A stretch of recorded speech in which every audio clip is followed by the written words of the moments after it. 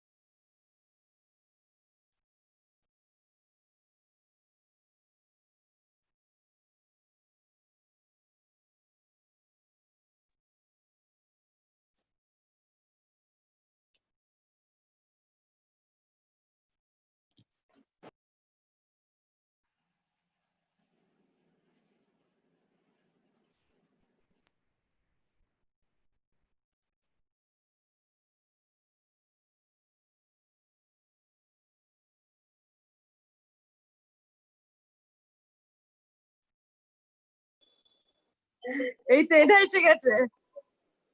বাবা কেমন আছে এধা? স্পিকারটা অন কর, স্পিকারটা অন কর, স্পিকারটা অন কর। এটা খুলে গেল ওখানে, এই দেখো।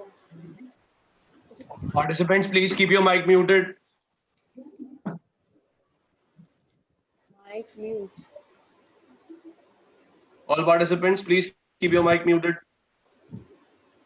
মিউট হচ্ছে না কেন আমারটা?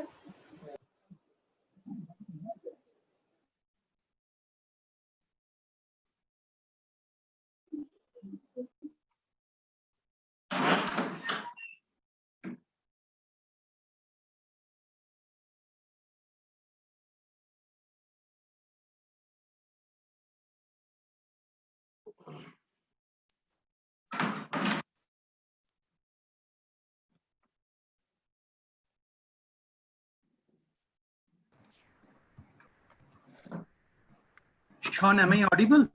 Yes, sir, loud and clear. Okay. Professor Ankush Gupta is here. Okay, sir. Ankush sir, sir, can you listen to us? Sir, he is not connected via audio yet. He is only connected via video. Okay. Probably he'll Okay. connect Okay. automatically within a while. Okay.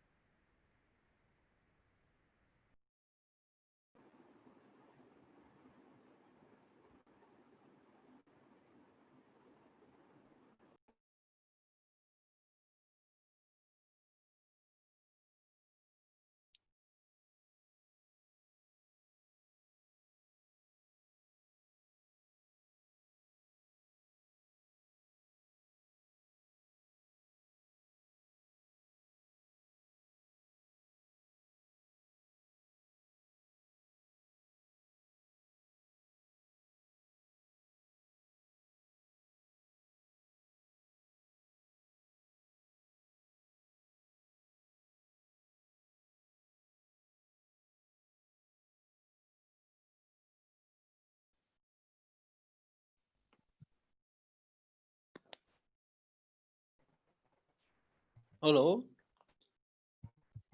Good Sir, afternoon. please keep your mics muted.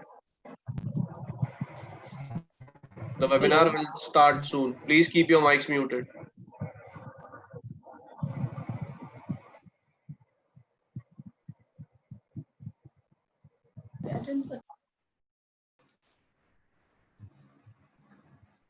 Sean, just please help Professor Gupta to give a trial. Yeah, I can see Professor Ankush Gupta online. Gupta, Sir, can you yes, please? yes. Ankush sir? Hello, can you hear me? Yes, sir. Loud Yes, and sir. clear. Yes, sir. Okay, Yes, sir. great. Just a minute. Shall I try sharing my screen? Yes, sir. Yes, sir. Obviously. Just a minute, just.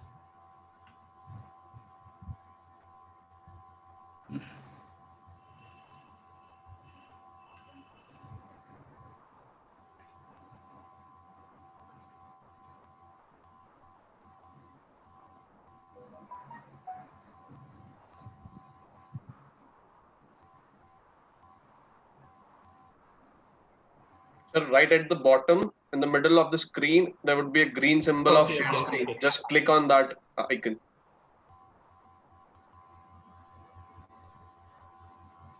But first open your PPT or anything that you would like to show and then click on share. Okay. Yeah, we can see your screen, sir. Okay. Let me go into full Yes, sir. screen. Yes, sir. It is coming. Okay. Seems fine. Okay.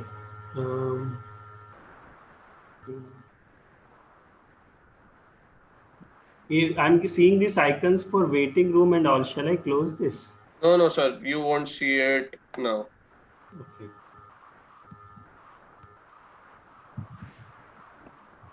Okay. I'll just. Okay, the slides are Yes, sir. changing. Okay, right? Yes, sir. Yes, sir. They Everything are is here. fine. Yes, sir. Okay. That is. Yes, sir. Yes, sir. Okay, sir. Shall I close it for now?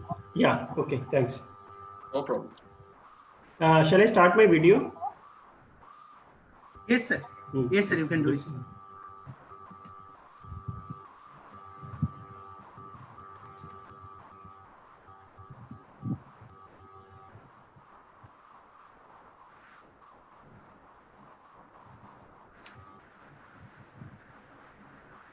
Yes, sir. Is it? Am I? Yes, sir. We can see you, sir. Okay. Okay. Yes, sir. Okay. Yes, Great. sir. Thanks.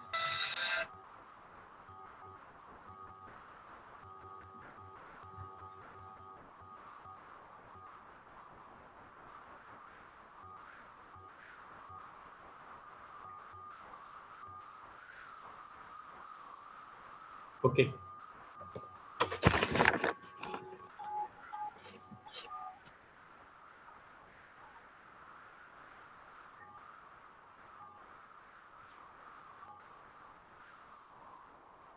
On, please check whether Sujata madam is here or not.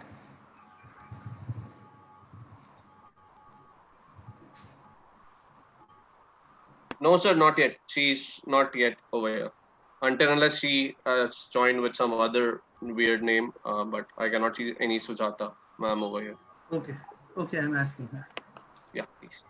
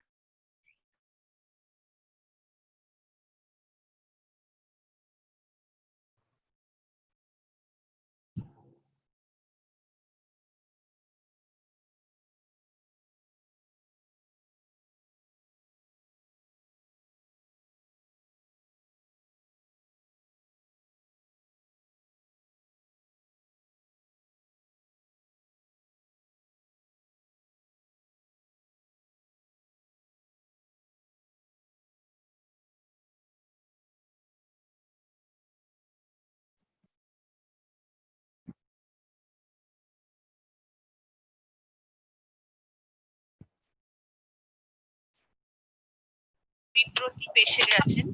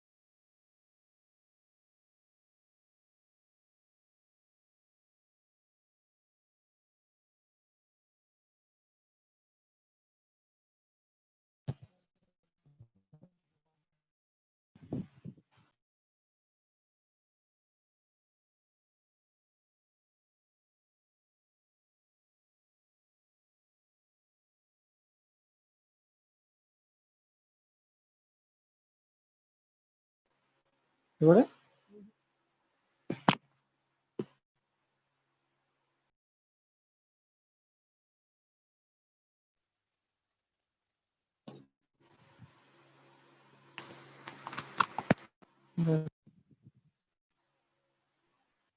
Miss Anandita Roy, please keep your mic muted.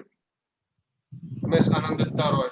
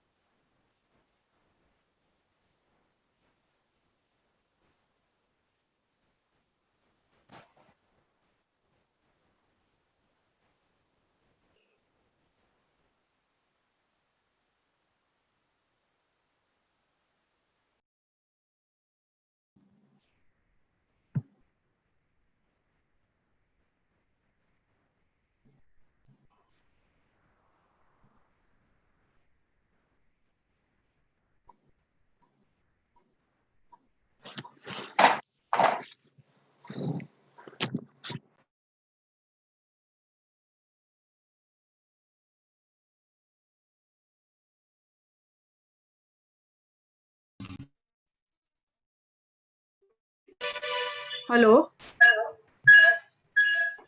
Yes, madam. ठीक है, मैं आपका नाम change कर दूंगा. Hello Amrit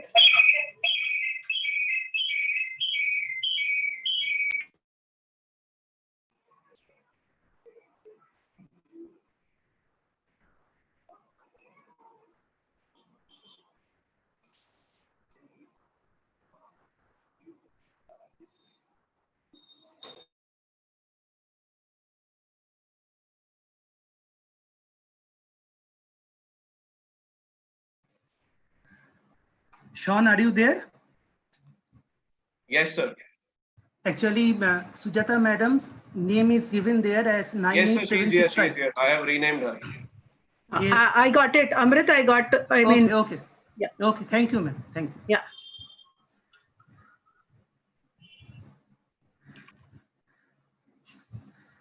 Should we start, Sean?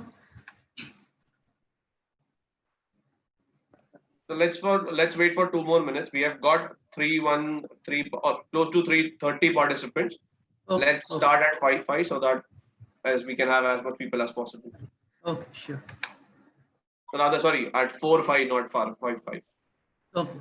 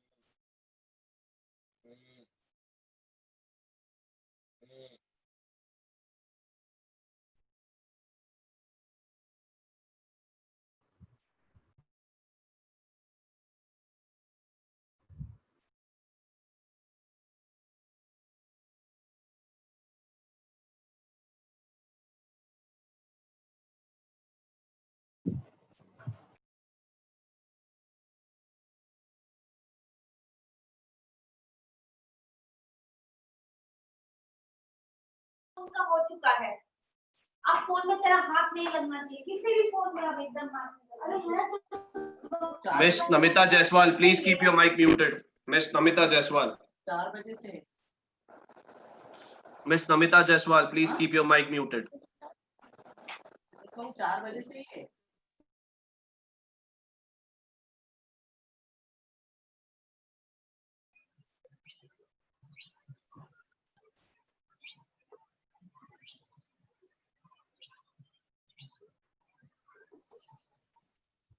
हाँ ना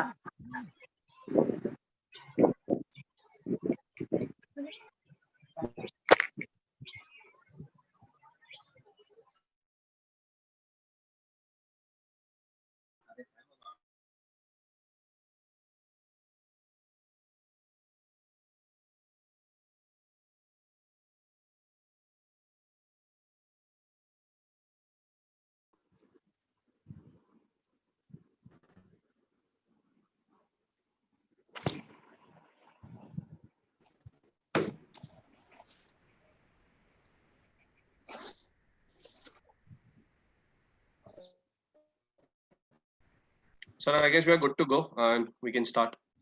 We have got 370 participants and counting. Okay. Am I audible? Yes, loud and clear. Okay, fine. Let's start. Good morning, good afternoon, and good evening to all of you, wherever you are. A warm welcome to all of you to the international webinar, COVID-19, the disease, prevention and control, organized by IQAC, Government General Degree College, Shingur. It is a great privilege for all of us to have all of you amongst us on this particular platform. What a unique assembly today. All of us from various parts of the globe are connected today digitally. May I now welcome Dr. Chaitali Chaudhuri, the coordinator, IQAC of our college, to deliver the welcome address. Over to you, madam.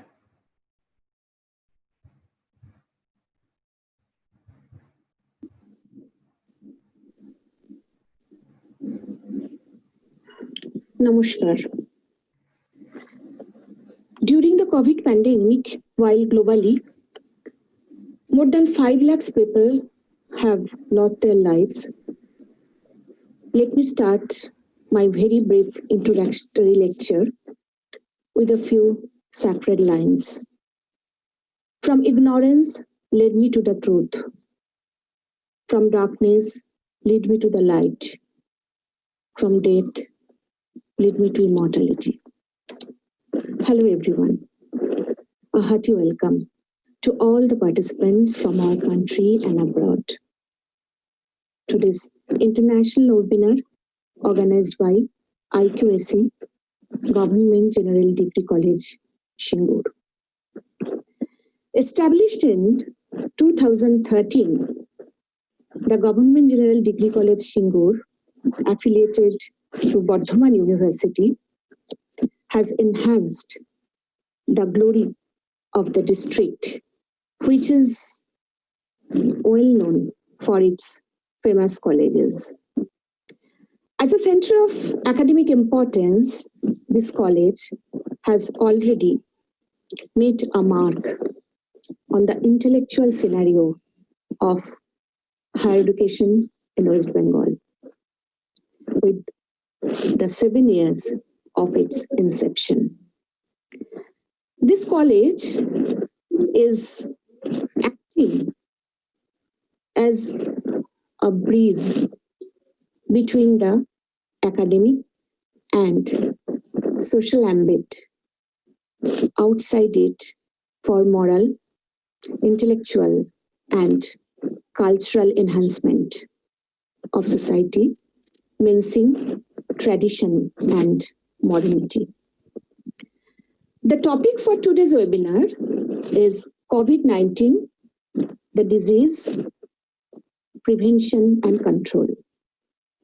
Amidst this global pandemic, which has created the situation of despair, we are always searching for a ray of hope. In this context, this webinar will be of much meaning. We are extremely fortunate today to have with us, with their gracious presence, a galaxy of eminent speakers who will be sharing their thoughts, their opinions with us on this topic of global pandemic. We have with us today Professor Pradeep Kumar Ghosh, from Maryville University, USA. Welcome, sir.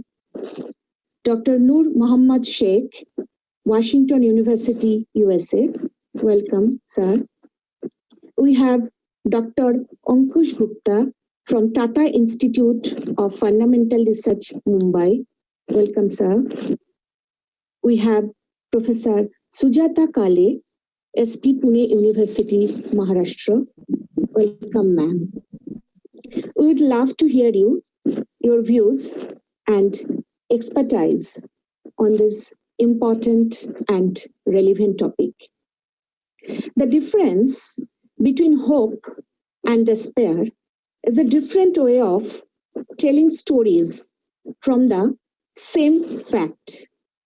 Today, we'll hear the story of hope.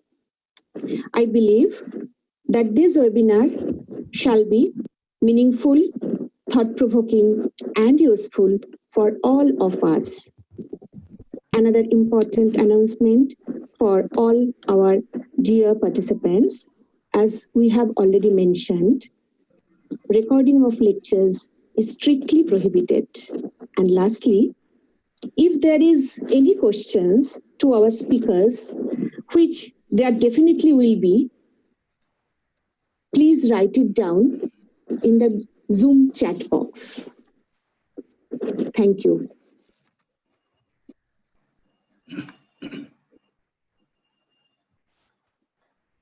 Thank you, madam. The speakers of today's webinar have an illustrious list of achievements. If we talk about their achievements alone, the entire duration of the webinar will be exhausted, but the list may not end.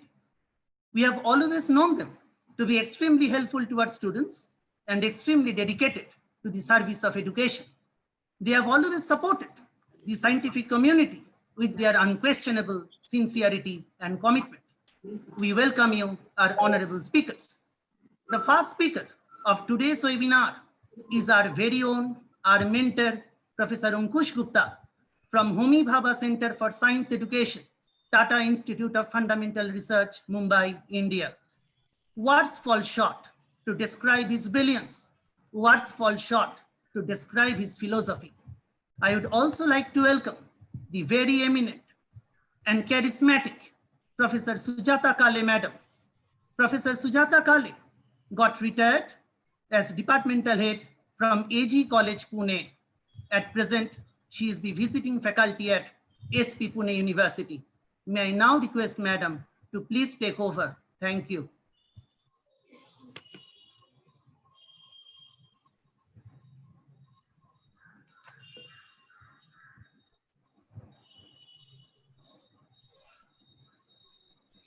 Namaskar.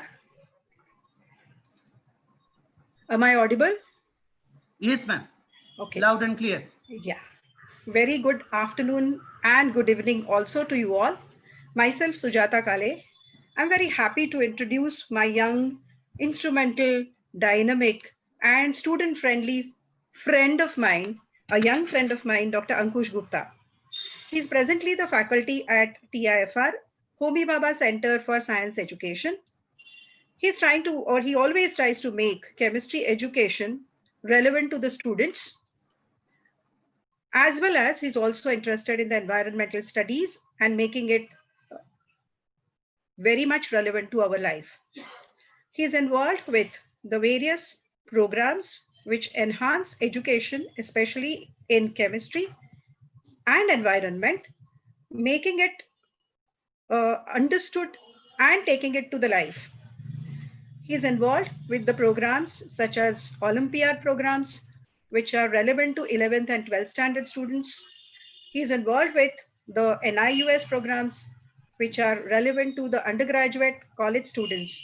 And at the same time, he's very much actively involved in Vigyan Pratibha, which is for 8th, 9th, and 10th standard students. Through all this, he is instrumental and loves to do work in chemistry as well as around the life. So I welcome Dr. Ankush Gupta and hand over the mic to Ankush Gupta. Thank you, Amrit.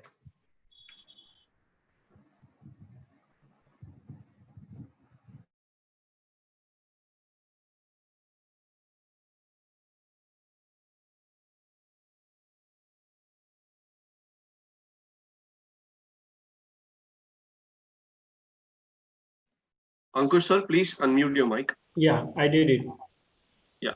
And Can- please go ahead and share your screen. I'll give you the rights. You have the rights now, sir.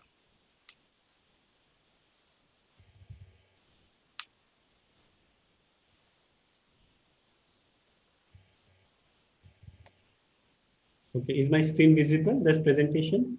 Yes, sir. And is video also connected? Yes, sir. Okay, great. Thanks a lot. I thank Dr. Amrit Mitra for giving me this opportunity to talk and share some of the readings which I have been doing for last few months relating to disinfection for coronavirus. Also, thanks to Dr. Sujata Kale for such a warm introduction, and also Dr. Chitali for her welcome. It's a great pleasure to be connected to the great community of teachers and students.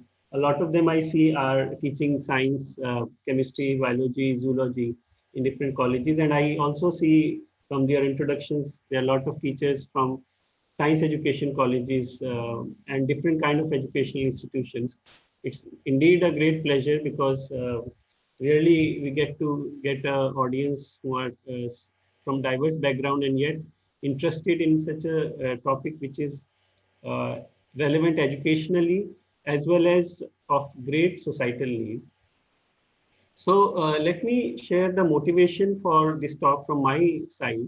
I mean, all of us know the kind of crisis we are in as a country, as a world, with the coronavirus, and definitely doctors and medical practitioners are the big support for us and administration. But on the other hand, we as an individual, as a member of society, as well as people who have a background in education, we have a capacity to learn new elements. We can there are many things which we can understand, small things which we can take trials, and we can help the people in our locality, in our local administration, as well as in our family and friends. So what I'm going to talk about, a very important topic with which each of us can become a big helping hand to our close community, and that is the idea of disinfection. And in particular, I'll be talking about safe disinfection practices which can be very useful in the time of this coronavirus pandemic, and not just while the graph is going up or stabilizing, because we need to develop safe disinfection protocols for a long, for a long period now, because we don't expect the virus will disappear all of a sudden, and we need to be vigilant and develop habits and practices as an individual and also as institutions wherever you are working in, to make sure that we are able to meet, interact, do our daily economic and social activities, and yet prevent spread of the viral infection from one person to another. So before I proceed,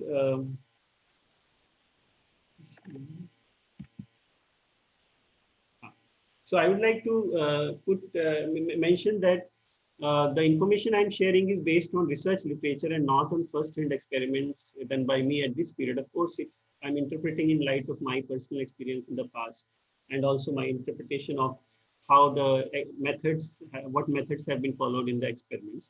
And secondly, the results I'm presenting are valid for external use on materials or on human skin only. Please do not take these results directly for disease treatment or application inside body, because inside human body there are many more biochemical reactions which come into play, and the effects may be very different than how the chemical behaves outside. And third thing, I'm only talking about substances that are being used at household level or public spaces. I'm not going to talk about substances that are specifically used in clinical or surgical settings. And so therefore, this is the information which most of us as a member of society can use and disseminate with proper understanding. So before we move on to understanding disinfection, let us first understand what is the species or the substance which we are trying to get away with. So we are trying to talk about coronavirus. And coronavirus, I think many of you may have known by now, are not a new species for humans. At least in the scientific research literature, the first coronavirus was identified in 1965 in a young boy. And since then, there are 7 types of human coronaviruses that we have known so far. Of these, there are 4 species which are known to be quite prevalent. In fact, after 1965, the coronavirus which was identified was named as HCOV B814, but its strain could not be preserved. So the next most prevalent coronavirus is 229E. Now, this coronavirus is known to cause runny nose when the season changes. And this is prevalent in almost all the continents of our globe. Along with 229E, there is HCOV. HCOV stands for human coronavirus.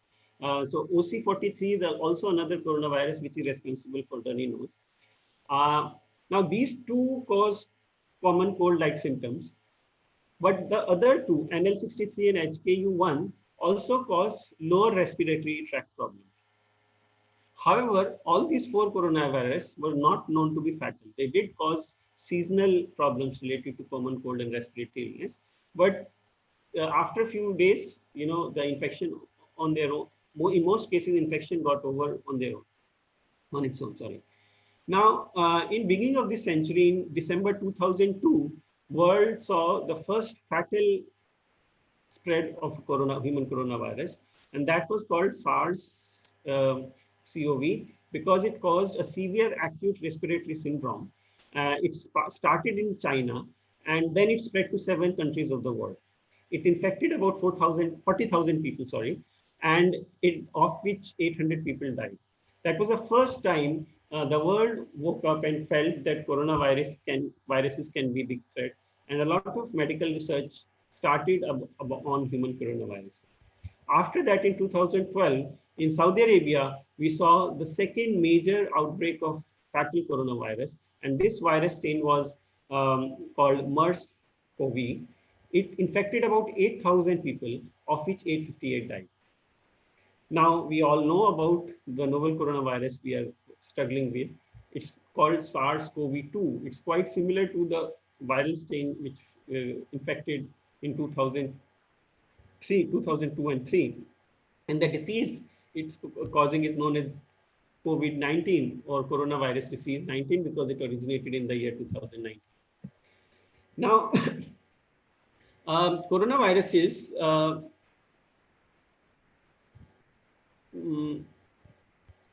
structurally are made up of 3 components. You may have seen this image in many media news articles so far. Now, this coronavirus has 3 major structural components. One are the spike protein. This is this like a spike-like structure which is coming out. Then you have a spherical shell which is made up of lipids. Lipids are a class of molecules that make up usually fats and oil which you eat usually in your food. And biochemically, lipids are also the molecule which make up the walls of most of the cells in all biological systems. And in certain viruses, which are called enveloped viruses, lipids provide the shell or the envelope for the virus.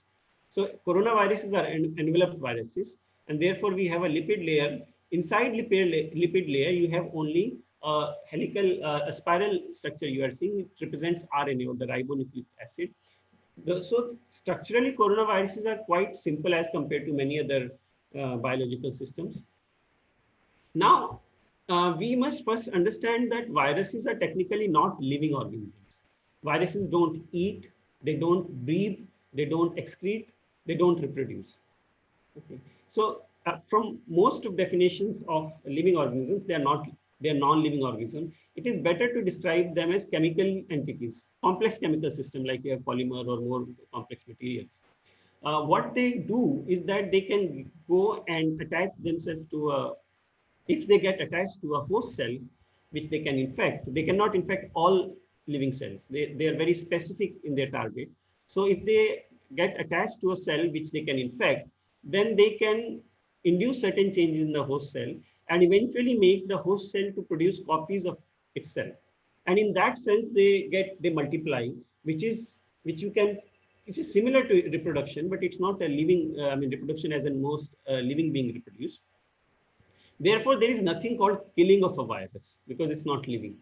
What you can talk about is inactivation of virus. What it means is that you alter its chemical structure in such a way that it cannot infect any other, the host cell which it is able to infect.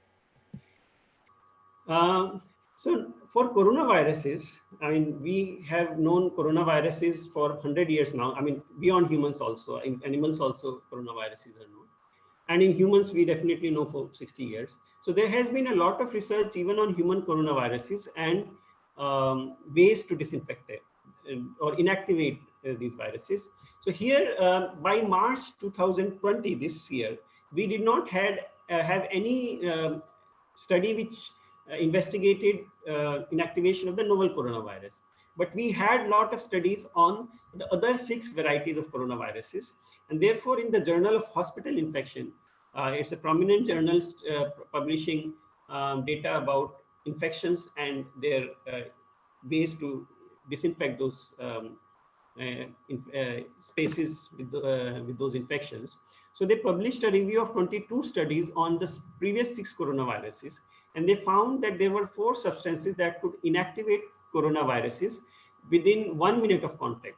And what they mean by inactivation is something which is called as it's talked in terms of log reduction. Log reduction means if you have a 3 log reduction, it means 1000 times, 10 to the power 3 times the population would decrease in 1 minute of contact. So the 4 things they identified were 62 to 71% ethanol, or I mean, it's a common alcohol, which is also a part of wine. Then they had 0.5% hydrogen peroxide solution. Then 0.1% of sodium hypochlorite solution, or the common bleach which we use in many substances, and 0.23% of povidone iodine solution, which is the betadine solution. It's a diluted betadine solution. Interestingly, they found that there are many other biocidal agents or antiseptic agents which are effective on many other pathogens, but they had conflicting results on human coronaviruses. 2 of them which were specifically mentioned were benzalkonium chloride. In some cases, in 1 or 2 sample trials, there was a 1000-time reduction, and there was in fact some trials in which there was absolutely no reduction in the viral population, the active viral population. Second one was chlorhexidine digluconate. So we'll talk about both of these a little later. So now let us look a little bit more detail at SARS-CoV-1. This is the 2003 variant because the studies which were done on this have implication on the novel coronavirus because it's structurally the most similar virus to the current virus, and there are a lot of studies which are available on the SARS-CoV-1 virus. So it was found there was 2 predominant major studies which were done on this virus. One was published in 2004 and another one in 2007 by 2 groups. So the first group did 4 kind of trials. They found that this coronavirus at 25 and 37 degrees centigrade could be inactivated. And when this meant inactivated, they were talking about 10 to the power 5 times reduction. That means the population of virus, the active virus, decreases by 1 lakh times in the given period. So they found acidic condition, strongly acidic condition below pH 3 could inactivate this virus within 1 hour of time period. Similarly, strongly alkaline conditions above pH 12 could inactivate this in 1 hour of time period. This must be noted because for earlier coronaviruses, they could get inactivated above pH 9, and that is how a major notion came that sodium bicarbonate, a mildly alkaline reagent, can inactivate coronavirus, which is true for many of the other coronaviruses, which was not true for the SARS-CoV. Similarly, they tried with formalin and glutaraldehyde. These are 2 common sterilizing agents. Those of you who are working in biology may know that these are commonly used to preserve samples in biological sample. They are quite toxic to human or biological tissues, but they were relatively less effective. It took 1 to 2 days for inactivation, 10 to the power 5 times reduction in the population. And ultraviolet radiation exposure at 254 nanometer from a distance of 3 centimeter, it took 10 to 15 minutes for the virus to get inactivated. They also found that at lower temperature, particularly at 4 degrees centigrade, inactivation was not complete even at pH 3 and with formalin and glutaraldehyde. So the more promising conditions were actually the alkaline condition, strongly alkaline condition, and UV exposure. They went on to investigate this more, and particularly the A.M. Pagat's group investigated it in more detail. It was found that at pH 11, even at 1 hour of exposure, there was negligible drop in the population of active viruses. Whereas at pH 12, there was, as I said, 5 log reduction in 1 hour. At pH 13, there was instantaneous 3 log reduction. Instantaneous means within 1 minute, the population dropped by a factor of 1,000 times. And it took about 1 to 2 hours to get 5 log reduction. Let me be clear that when we talk about log reduction, it's a factor, it's a multiplier. But if we have the initial population of viruses too high, for example, in most of the sample studies start with 1 million viruses per ml of sample. If you have, if you're starting with 10 million virus, 10 million of active viruses per ml of sample, then sometimes it may take longer to achieve the same log reduction, but this is an approximate statistical average values which I'm sharing and which are published in the literature. They also looked at the heat response of these viruses, and they found that the virus population became inactive above 70 degrees centigrade within 30 minutes.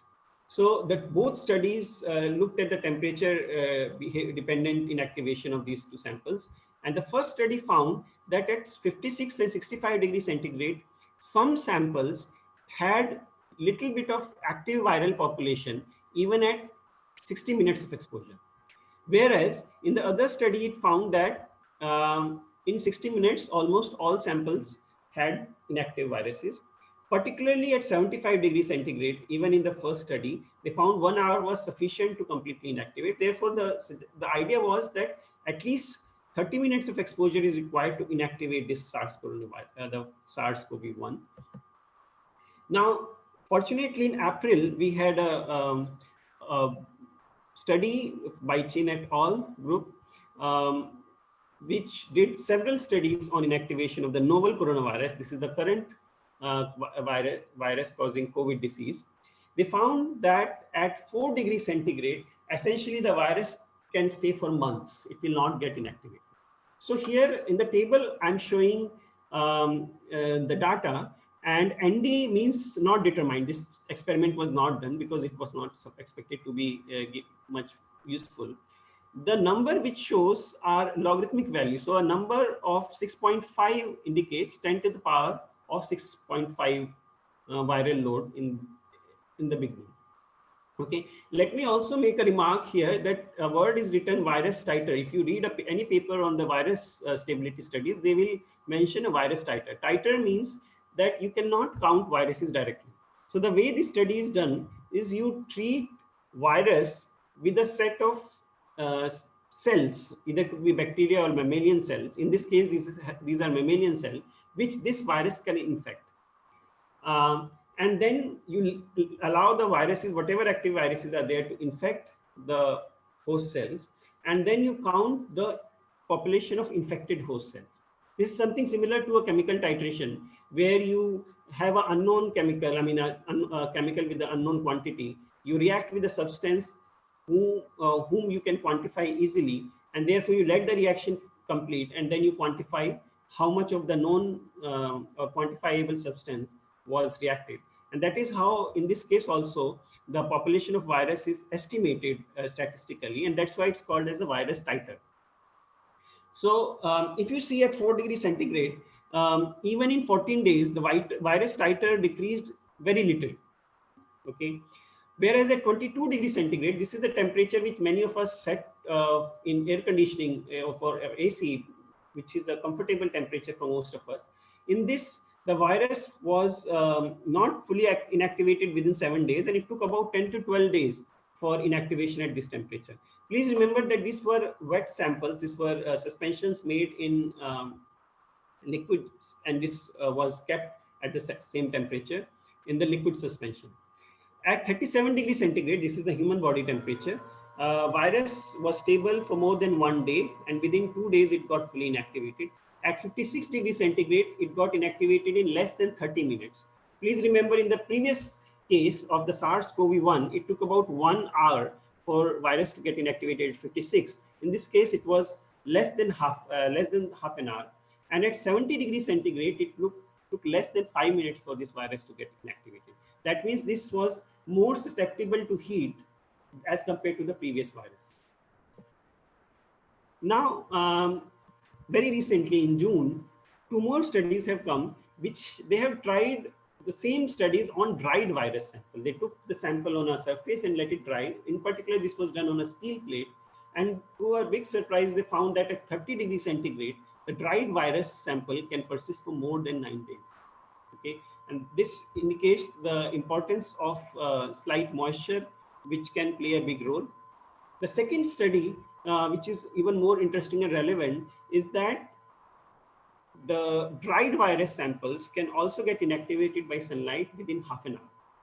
Okay, and this was also done on a steel plate. So here is the data which they did a laboratory studies in controlled chambers. They tried ultraviolet B radiation. And the sample was artificial saliva samples. They did not do, as compared to the previous study, they did not do just water suspension. They took, they prepared saliva samples, which are more close to reality. If you, I mean, a lot of people spit outside. So how long it will take in sunlight to get inactivated. So when the sunlight intensity is 1.6 watt per meter square, it took about 20 minutes for a viral load of about 1000 virus per ml. Okay, please note that this is lower viral load than the studies, what we looked earlier. And for comparison, on a typical sunny day with no clouds, typical UVB radiation intensity is on Earth's surface is about 2 to 4 watt per meter square. So in general, we can conclude that half an hour exposure of sunlight is quite sufficient to inactivate most of virus even under dry conditions. So this is something of a great encouragement for us, and it tells many new channels which we can use for inactivation of virus. Further, the Chin's group, AW Chin's group, and another group for Dore Mellon's group, they did studies on persistence of virus on different surfaces. They found that on paper and tissue paper, the virus persists for at least 1 hour. Okay, so this is very important because we use tissue paper to blow our nose or wipe our face, and we throw it in a dustbin, and we think that when it's gone into a dustbin, the infection is gone. Please note that it doesn't disappear immediately, and if you have really blown your nose or a larger amount of mucus has gone into it, it may persist for longer time, if not at least for 1 hour. On copper surface, interestingly, the persistence was about 4 hours. On cloth and wood, the persistence was for about 1 day. On cardboard was also similar to cloth and wood. Glass and banknote, the persistence was, the virus persisted for about 2 days. It's important to note that banknote, even though it's paper, but it also has several polymeric layers on it, which protect rapid decay of paper. And therefore, that might lead to longer persistence of virus on this surface. More unreactive surfaces, such as plastic and stainless steel, had longer persistence. In one study, they found about 4 days virus was active, and in another study, they found 3 days virus was active. It is worth comparing stainless steel and copper surfaces. Both are metallic surfaces, but there's a big difference. Copper surface is more reactive than stainless steel. So stainless steel, you can leave and it will not get rusted or corroded, whereas copper developed a tarnish layer indicates its high reactivity. So it's likely to be reacting with the virus material itself, or it also could be that copper reacts with air and it produces a tarnish layer, and that may be aiding. We do not know what is the mechanism, but definitely what the trend looks like, that the virus was more stable on smooth and unreactive surfaces such as plastic, and more reactive, less stable on more reactive surfaces. So even on N95 mask, the outer surface, it persisted for 7 days, and on the inner side of the mask, it persisted for 4 days. In aerosol samples, for example, the viral load, if you sneeze or cough and there is a lot of virus aerosol which get generated in the space around. So it persists for about 4 hours there. Of course, actual time in an environment would depend on viral load and condition. For example, if the aerosol is exposed to sunlight, then within half an hour, there has been studies on this also, within half an hour, the virus will get inactivated. Whereas if it's in a closed room, then persistence may be even for a longer time. Now, coming to disinfectants, Chin et al., they tried 7 kinds of disinfectants. So they found household bleach, that is sodium hypochlorite, at about 100 time dilution was also effective in inactivating all the viruses within 5 minutes of contact.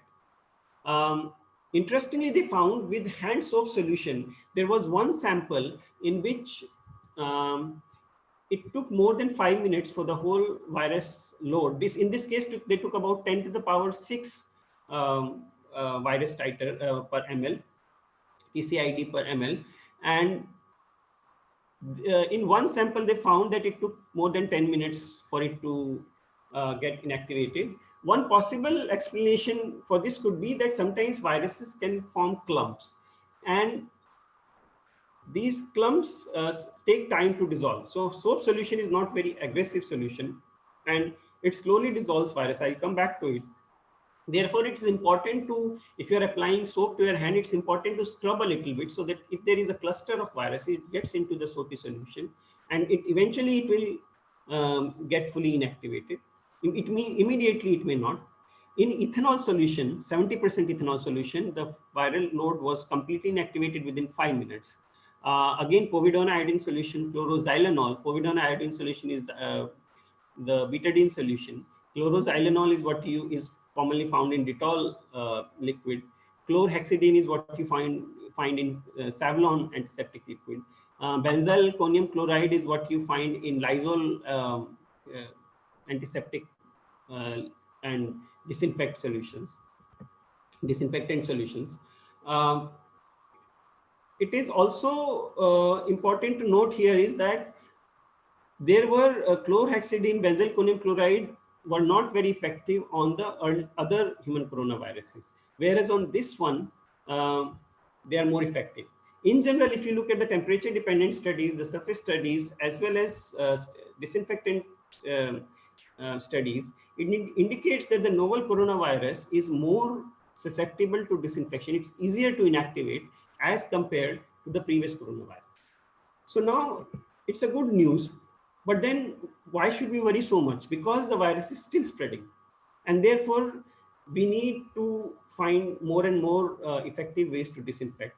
And also because we have to disinfect and sterilize and sometimes clean places at very large scale, we need to understand the process of disinfection in a greater detail now. The first reason why we need to understand safe disinfectant use is because I would like to quote a paragraph from a manual which is prepared by University of California, San Francisco School of Nursing, and that is for practitioners who are doing sanitizing and disinfecting jobs. So I would like to quote exactly what they are writing. We are constantly learning more about the potential health problems of cleaning, sanitizing, and disinfecting products. Some of these chemicals can affect air quality, and it can cause or trigger health problems such as asthma. For example, the data they are giving, 11% of the people who have work-related asthma in California have the origin of their asthma in the disinfecting products. Over half of these people never had asthma before they were exposed to the product. And in fact, many of these people are not the ones who are doing cleaning in the institution. Sometimes they may be just bystanders, and the institution, the cleaning staff is doing the cleaning, but yet you are exposed to this chemical while it's being used. And therefore, they develop asthma. The second more important thing which we need to understand with greater clarity, that there are risks to COVID patients and even non-COVID patients due to secondary infections that arise from highly disinfected places, such as hospitals. Okay, let me explain this a little bit. When we use a certain disinfectant in a space for an extended period of time, it is effective over certain microorganisms. other microorganisms, it may not be effective, or there are certain microorganisms that over time develop resistance to it. It may be due to natural selection, or it may be due to a mutation. Now we know in hospitals, there are several strains of resistance bacteria, which are also not treatable by common antibiotic treatment. So one of the problems that we are facing, and even now a lot of such data is coming, that patients who have developed COVID, and once they get, I mean, they are using a space which is strongly disinfected, are also developing secondary infections. And that becomes sometimes a more complicated, I mean, matter of greater health complication than the original COVID disease. A third reason, which is actually being much less discussed, is that we have natural disinfectants in our surrounding. And these are called phages or bacteriophages. They are actually viruses that have bacteria or many of the pathogens as their host. You may or may not have known that inside our human body, we excrete every day about 10 to the power of 14 bacteriophages every day in our stools. Inside our mouth, there are large millions of bacteriophages which keep oral, which keep the bacterial population that cause oral infections of the dental cavity. That cause infections in the dental region. So if we eliminate these viruses, we are more susceptible to external infections. So we have actually not paid attention to bacteriophages for years. In fact, phages as a natural mode of prevention against infection have been known for more than 100 years. But of course, a lot of our conversations about infection don't talk about it. And more importantly, when we use disinfectant on a large scale, the same disinfectant which can kill a pathogen or virus which we are worrying about can also kill the phages which control other infections. Therefore, when we indiscriminately use disinfectant, we are also removing the natural barriers or natural protection we have from a large variety of other infections. And therefore, we have to be very particular about how we use disinfectant so that they don't cause further damage to our health. Secondly, what happens that sometimes we may be using high concentration of a disinfectant, and even then the disinfection is not being achieved. This depends on how we are using it, and I'll talk about these practices a little bit later. The third thing is that many of the chemicals are reactive substances. They decay or break down on their own. Sometimes even just exposure to air causes their breakdown.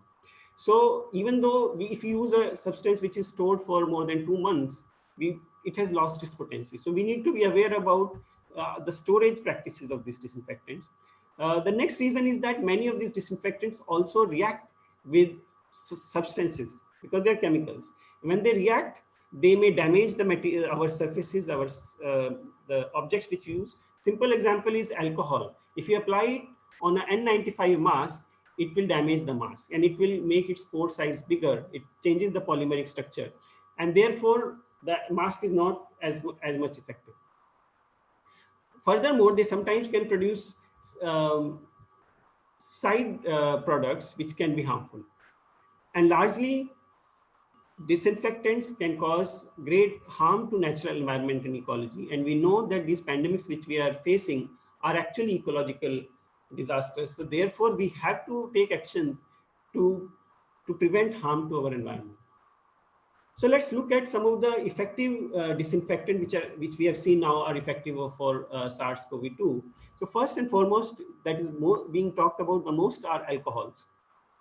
So the two common effective alcohols for SARS-CoV-2 are ethanol and isopropanol. These are the chemical structures of these two alcohols. Methanol is less effective.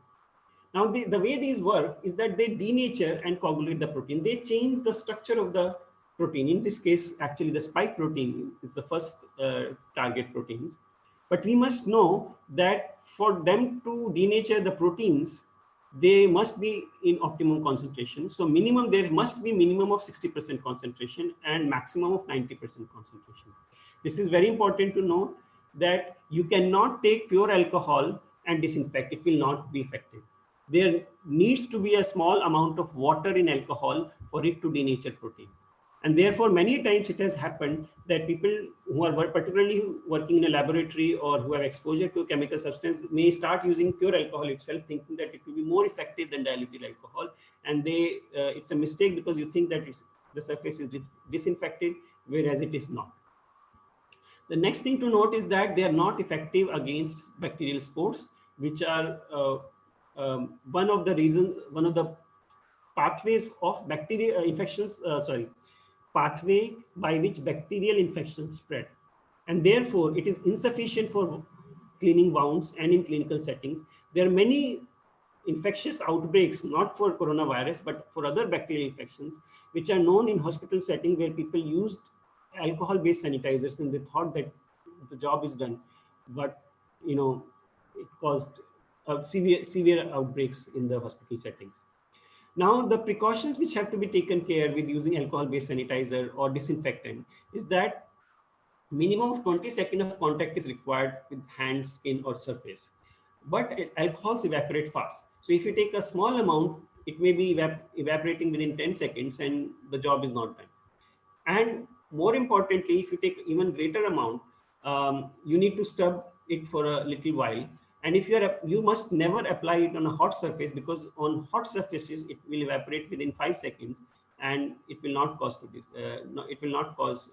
disinfection. And usually, if it's a reasonably hot surface, you may not also need disinfection, because at higher temperature, virus will get inactivated on its own. It's important to note that alcohol, particularly in high concentrations, are flammable. Alcoholic formulations. They must be stored in cool and well-ventilated areas. So we have heard of several reports of people using alcohol-based sanitizer in kitchen. They will apply it on their hand and immediately switch work on the gas stove. And there have been several incidences of burns of skin. And now when we are opening up our institutions, there will be people who will be working on ovens, stoves, and even machinery, heavy machinery, which gets hot during operation. One of the problems with alcohol is that even if it catches fire, the flame is barely visible. So sometimes it will catch fire and you will not be able to see it immediately. And there are a lot of fire incidences which are now emerging, which is because of alcohol-based sanitizer was kept in a certain setting. So please be very careful if you are using alcohol-based sanitizer or disinfectant. Keep it away from hot spaces. Further, it can react it can change the material structure of certain plastics and rubber parts, and therefore be very careful if you cannot use it on all surfaces. Now let's look at sodium hypochlorite. This is the most popular disinfectant today in the country. It's also known as hypo. Its chemical formula is NaOCl. It's an ionic compound chemically. So if you dissolve it in any solution, it will break down into sodium ion and oxychloride ion. And the way it works is that it reacts with water and produce HOCl and sodium hydroxide. So because of formation of sodium hydroxide, the solution is slightly alkaline in nature. And it is HOCl, which is a very reactive species. It will react with proteins, enzymes, DNA, and lipid. Lipid is the outer envelope of the virus. And it will inactivate a microbe or a virus within 0.1 second. So it's a very fast acting, very aggressive disinfectant. It also reacts very strongly with acids, and it produces chlorine and related gases.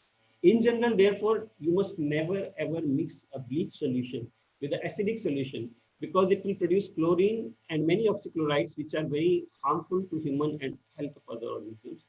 I know in many technical spaces, they deliberately mix acid for very strong disinfection or sterilization, but that must be done under expert guidance, those who understand its property and safety issues very well. Few more things to note about sodium hypochlorite is that it's an unstable liquid and it decomposes with time.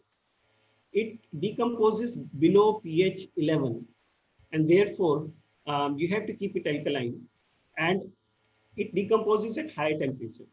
If I know it is warm summer in many parts of the country, And I have seen places where you have a can of sodium hypochlorite. You don't have cold storages to keep it.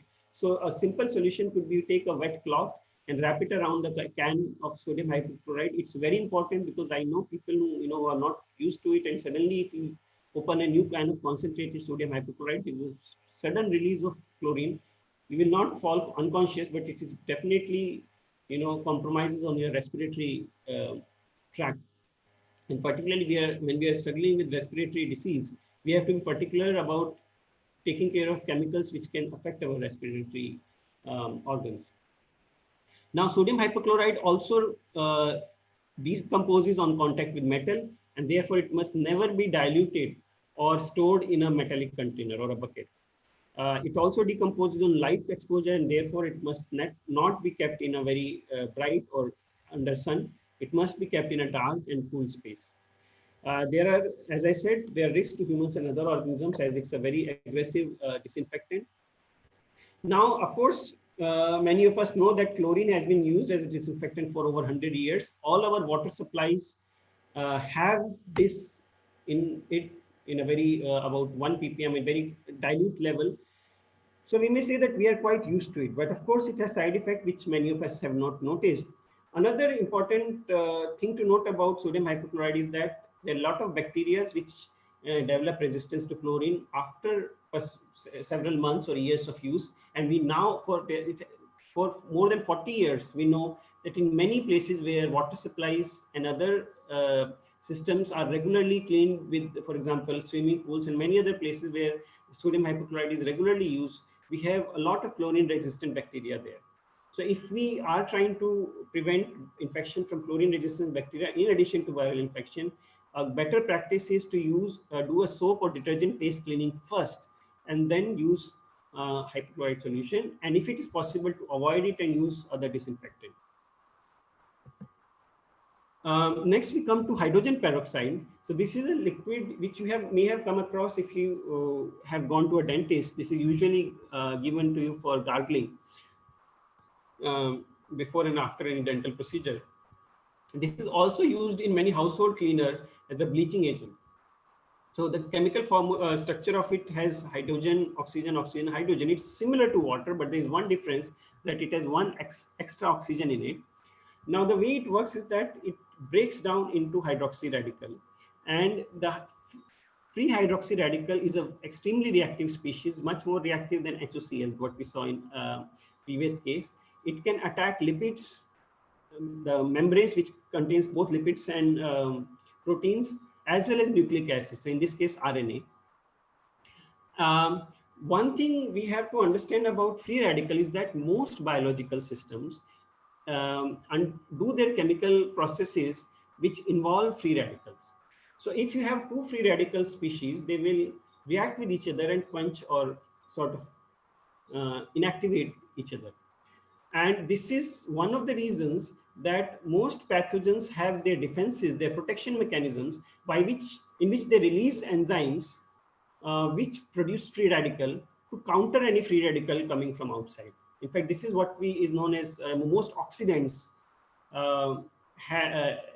produce free radicals. And therefore, if we have to overtake many pathogens which have enzyme-based protection mechanisms, we need a higher concentration of hydrogen peroxide. But with sufficient enough concentration, it is effective against all microbes, including yeast, fungus, spores, and viruses. One good thing about hydrogen peroxide is that it decomposes to form water and oxygen. Both are safe final products, and therefore it is much safer than hypochlorite solution. In vaporized form, this has also been found to be safe to disinfect N95 masks. As I said, you cannot use ethanolic sanitizers to disinfect N95 masks, whereas you can use a hydrogen peroxide vapor to disinfect N95 masks, which should not be done using alcohol or bleach solutions. So this is one advantage about hydrogen peroxide. One disadvantage of using hydrogen peroxide, that it's not effective on biofilms. So if you are hearing this for the first time, biofilms are the slimy layers which will develop any place where you have a stagnant water and some source of organic matter. This a common example could be in your bathrooms when you store water in buckets. After a few days, you can feel a slimy layer on the surface which you have to scrub and clean it off. If you have bathrooms which are wet for a long part of the day, then on the walls also, on the tile or on the walls, you will have this slimy layer. Biofilms are prevalent all over place in nature. They are made up of polymeric material. Bacteria actually produce this polymeric material in which bacteria actually reside, and then along with bacteria, many viruses are also found in these biofilms. Now, the reason if you have these biofilms are safe havens for many of the bacteria, because if you have a aggressive reagent like hydrogen peroxide or any other foreign intrusive substance, it will react with the top organic matter on the top of the biofilm, and it will not be able to enter inside. Therefore, if we have to clean up biofilms, we have to do scrubbing, and in general, scrubbing it's better to do with a soap solution. Therefore, hydrogen peroxide also should be used after scrubbing with a soap solution. Hydrogen peroxide, just like sodium hypochlorite, also decomposes or breaks down in presence of enzymes. Okay, and also at warmer temperature it breaks down. Again, it breaks down in contact with metal. Therefore, you cannot store it in metallic container, and also light exposure is a problem for this compound. And there, if you keep it in dark colored bottles, I mean, in market also, hydrogen peroxide is usually available only in dark colored bottles. And in the dark and cold place, you can preserve hydrogen peroxide for a long time. Recently, we are also hearing that some formulations are prepared with by adding silver chloride, very small amount of silver chloride to hydrogen peroxide solution, which are making it stable for a longer period of time and also making it more effective disinfectant. So perhaps there is no data as such on this mixed formulation, but perhaps this may also be effective for this viral and bacterial disinfection. Now, next look. Let us look at povidone iodine solution. So povidone is a water-soluble polymer of vinyl pyrrolidine. So those of you who are from chemistry background, this is a monomer and this is the polymer. The active part of this whole substance is this iodine part.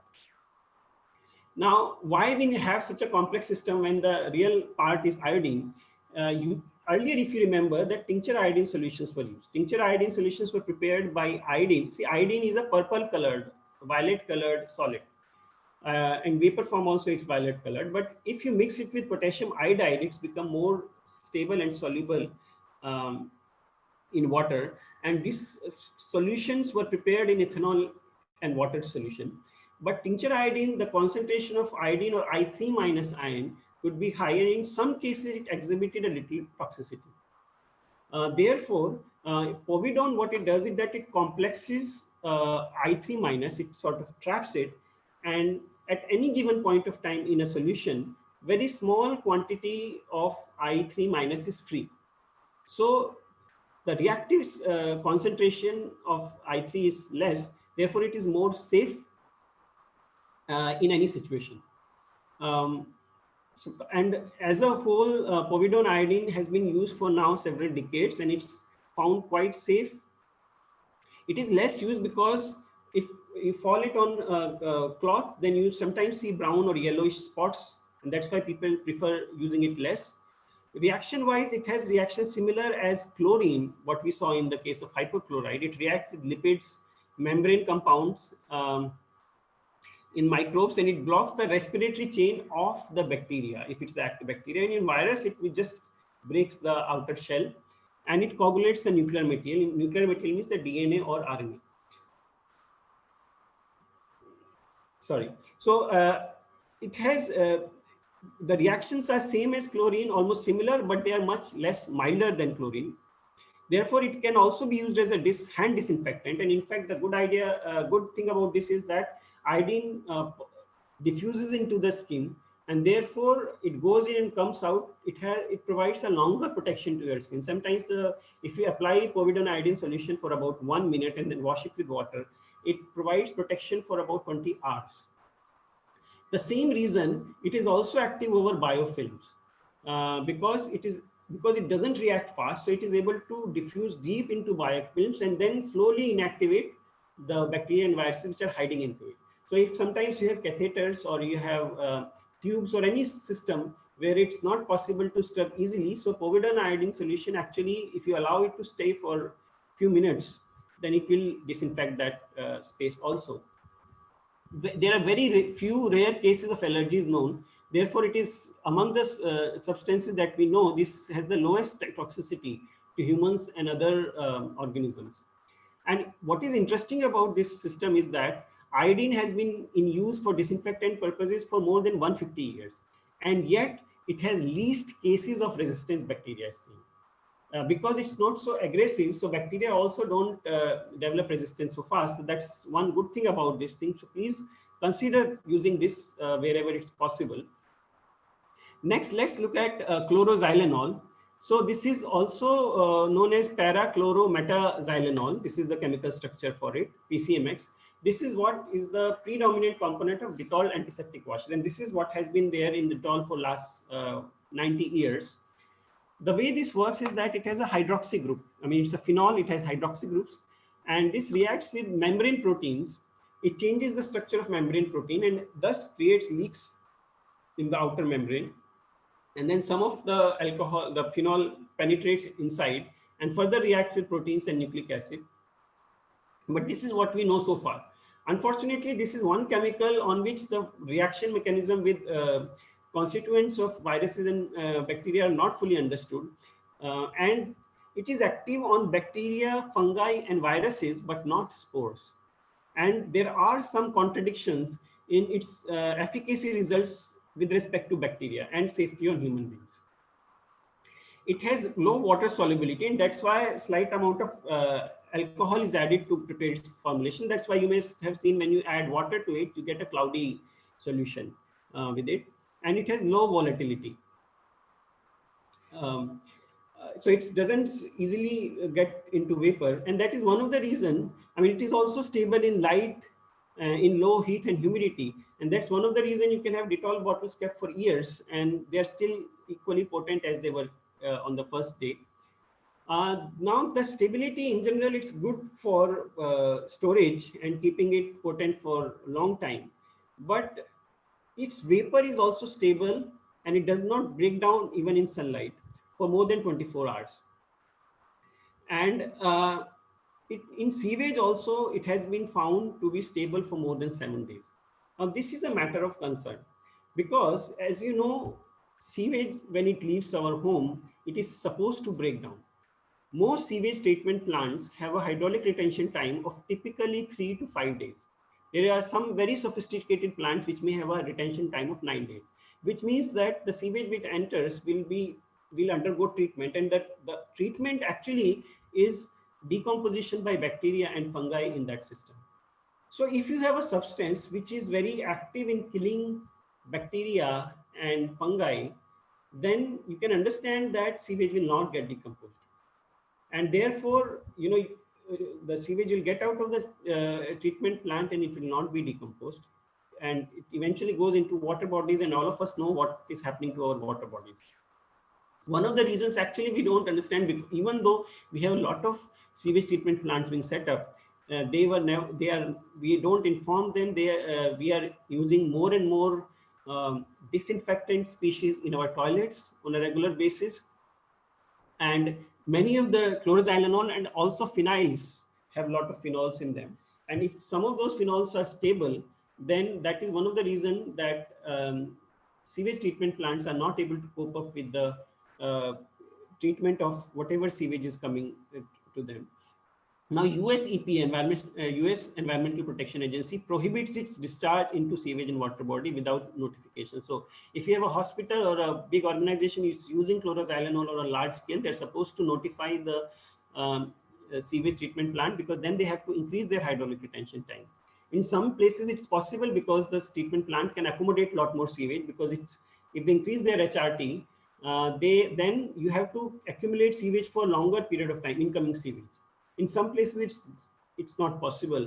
So we have to become more wise about using alcohols, particularly chloroxylenols.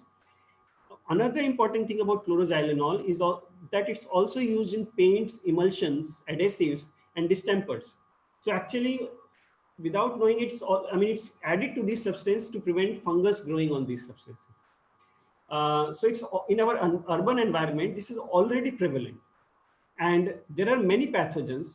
One is Pseudomonas aeruginosa. This is a common bacterial pathogen that causes many diseases in humans. And there are many molds which have developed resistance to this substance. And therefore, we have to use it only when we are dealing with the infection or when it's absolutely necessary. But we should definitely not use for regular cleaning or disinfection of our spaces. Let's look at benzalkonium chloride. It is a quaternary ammonium salt. Okay, this is it has one nitrogen group which is connected to 4 alkyl groups. It is something similar to soaps and detergent, but there is one difference. Soaps and detergent have a long chain which is negatively charged. In this case, it is positively charged.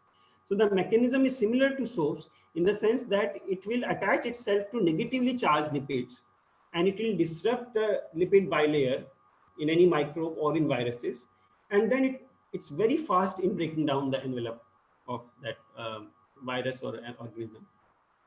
It's common in many Lysol products, floor cleaner, disinfectant washes, toilet cleaners, but not in all formulations. In general, as a chemical, it's a white solid, it's a water soluble solid. It's non-volatile, it will not form vapor. These salts are part of what we call cationic surfactant category. They are also used in some eye drops and ear drops. And there has been a lot of controversy about its use in eye drops and ear drops because they cause dryness of the surface. And there are people who are pushing for stopping its use in these drops. One of the problem about this substance, even though it's quite effective, it's also used in many disinfectant sprays, in aerial sprays you may have seen these days. But it induces resistance not just to itself, but also to many other antibiotics. Initially, it was a big enigma. Only in 2008, 2 years ago, we have started seeing some understanding about how it does it. It induces many kind of biochemical changes in the pathogen. There are many indirect pathways it induces. You are welcome to refer to this reference if you want to understand more. So that after a few months of its regular use, the bacteria will develop resistance to large variety of antibiotics that we are using. It also has toxicity to many fishes and small animals. So if you are using it for washing your floor or toilets, and then all that water directly goes, I mean, if it goes after 2-3 days, then it breaks down.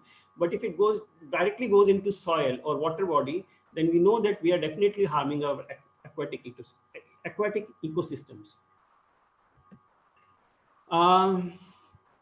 Okay, so next is something similar, but chemically more complex, is chlorhexidine digluconate.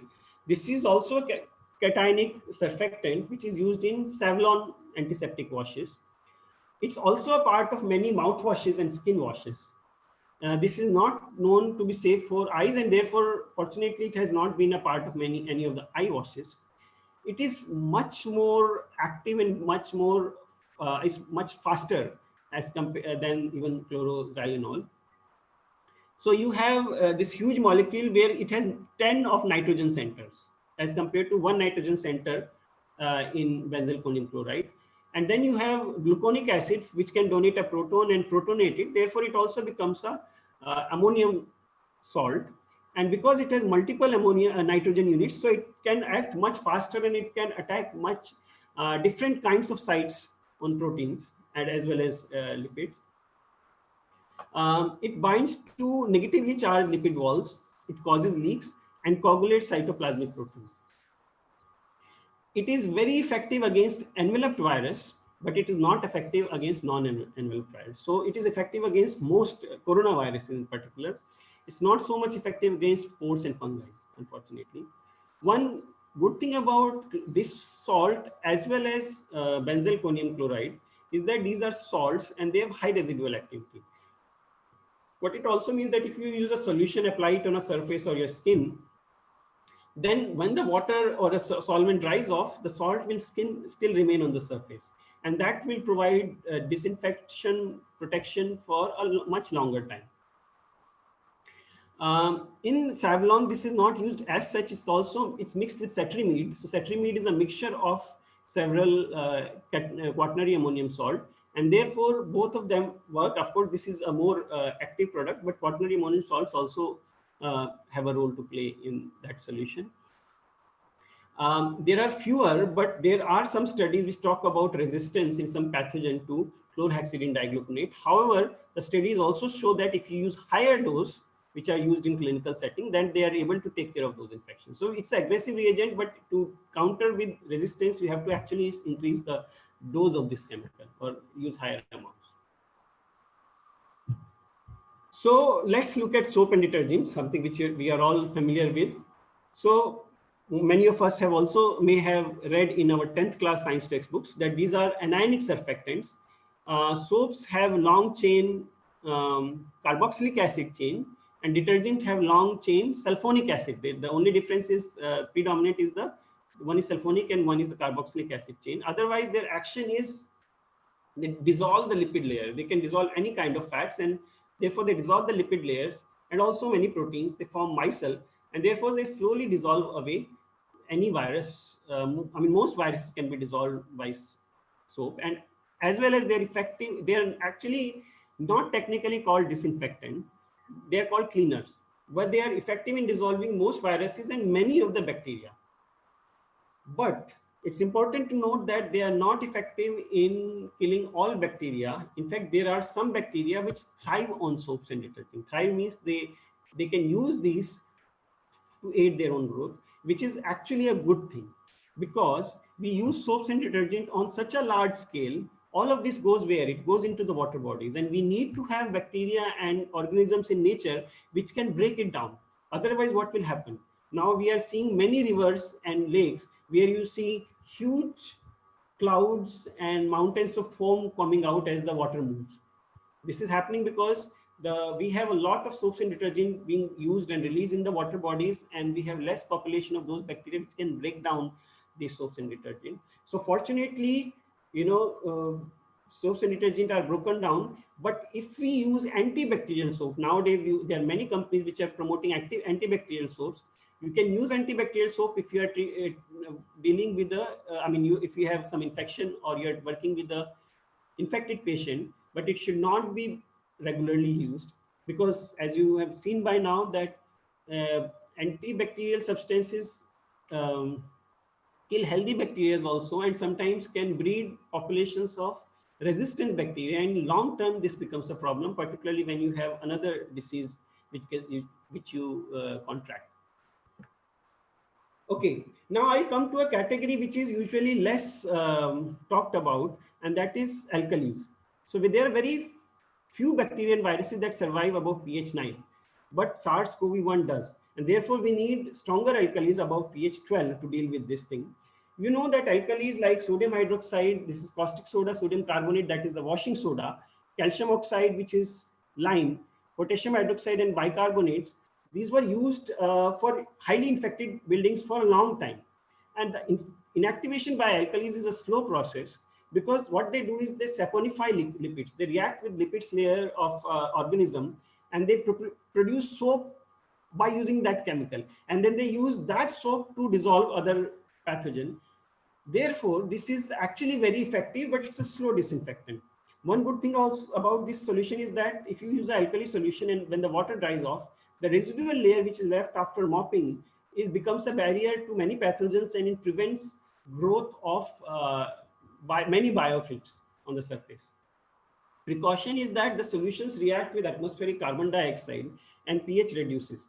And it can be corrosive to metal and also human skin. And therefore, you have to take proper precaution.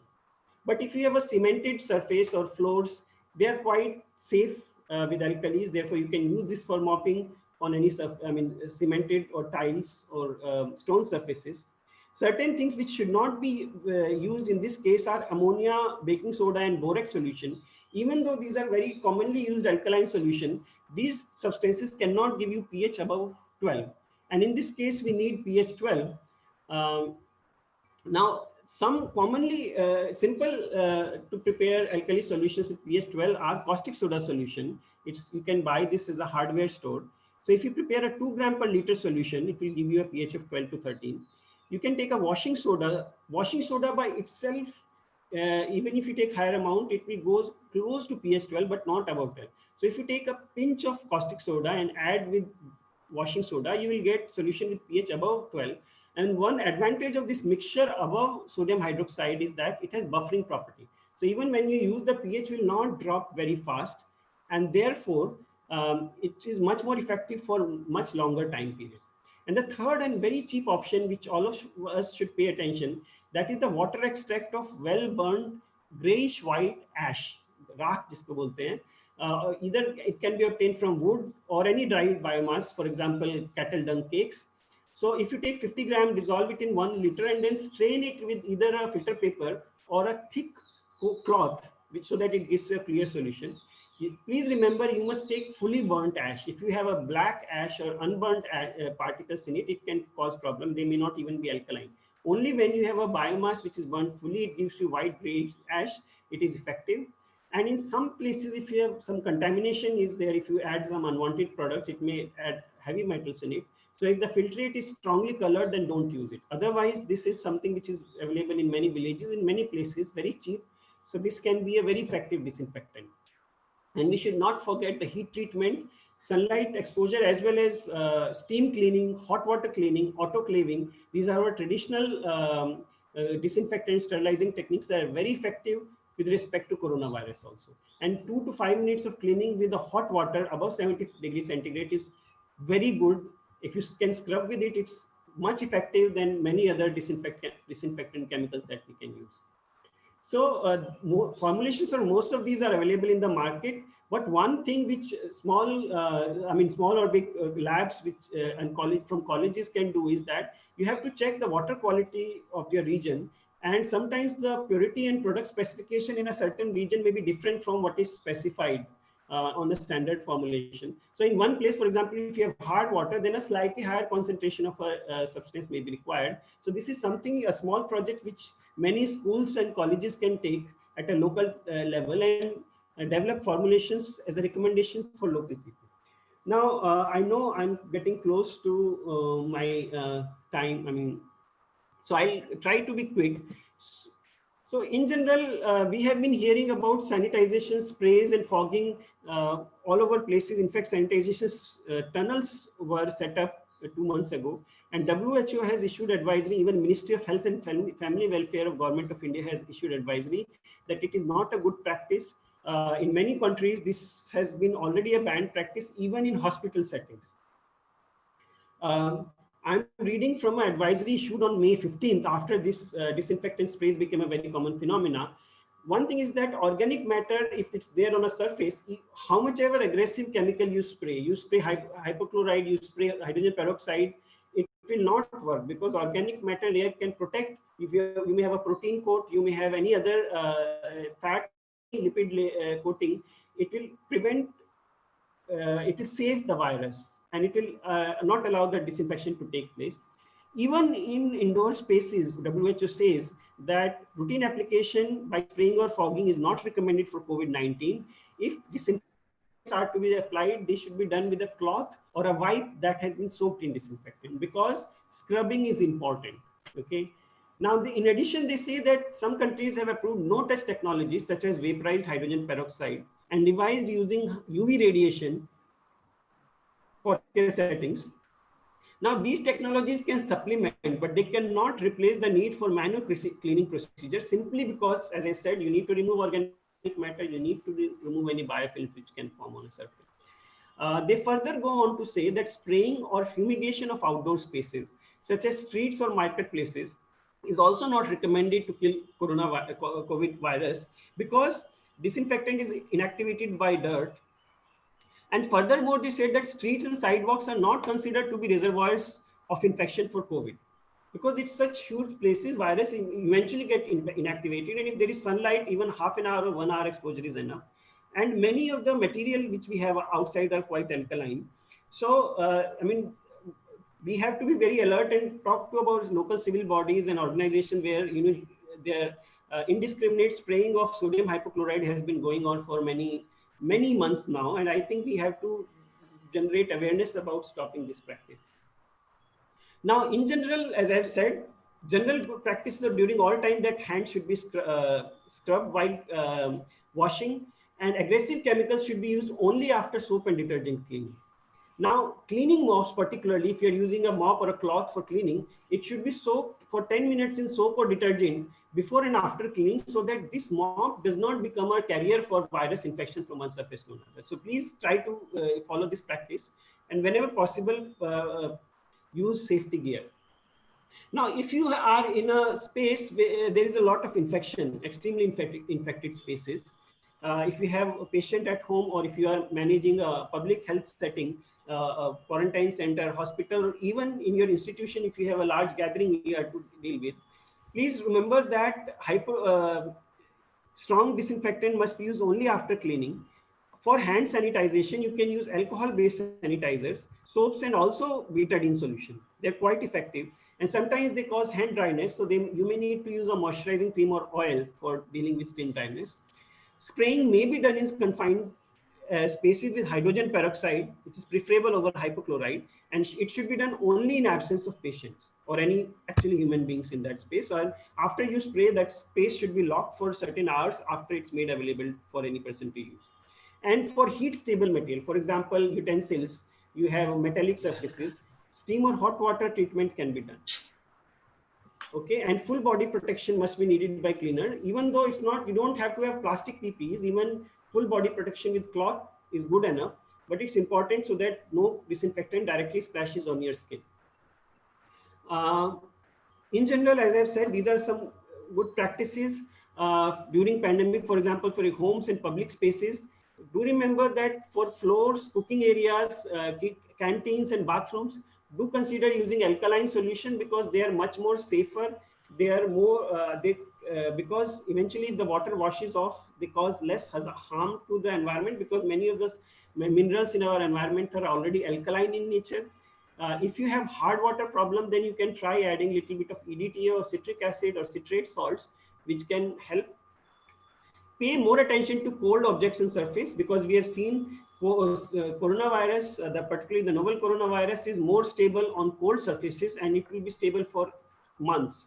So if you have cold food packets, cold storages for fruits and vegetables, or if you have a cold room for whatever reason, refrigerators, these should be cleaned with soap water if you have hydrogen peroxide, but don't use more reactive chemicals, because it can affect food safety. I mean, because you have store food in such spaces. So soap and detergent cleaning is good enough for most of these spaces, but you must clean these spaces more frequently.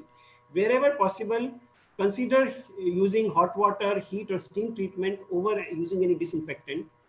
Please remember, ventilate your rooms and expose the rooms to direct sunlight, because it's a big protection against coronavirus infection. And simple water-based cleaning is okay when you don't, if you're not using some spaces for regular basis, or you are just meaning they are not going out on a regular basis.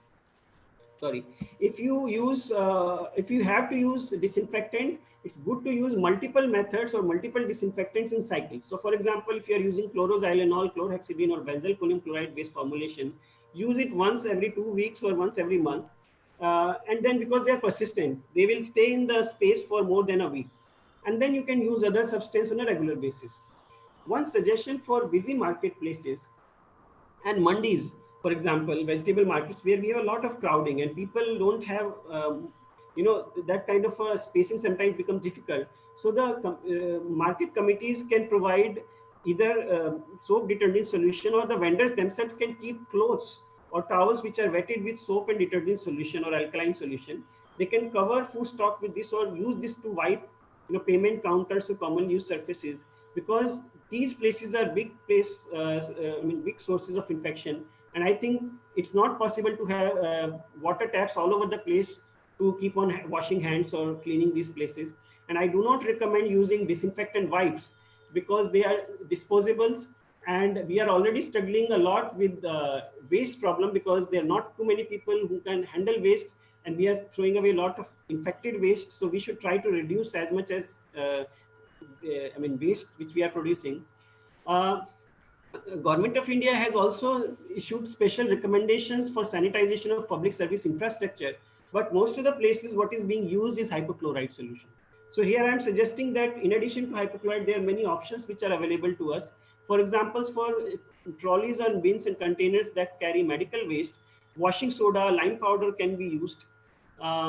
In vehicles which are storage spaces, detergents are good enough to be used, and hypochlorite or hot water can be used once every week or once every 2 weeks.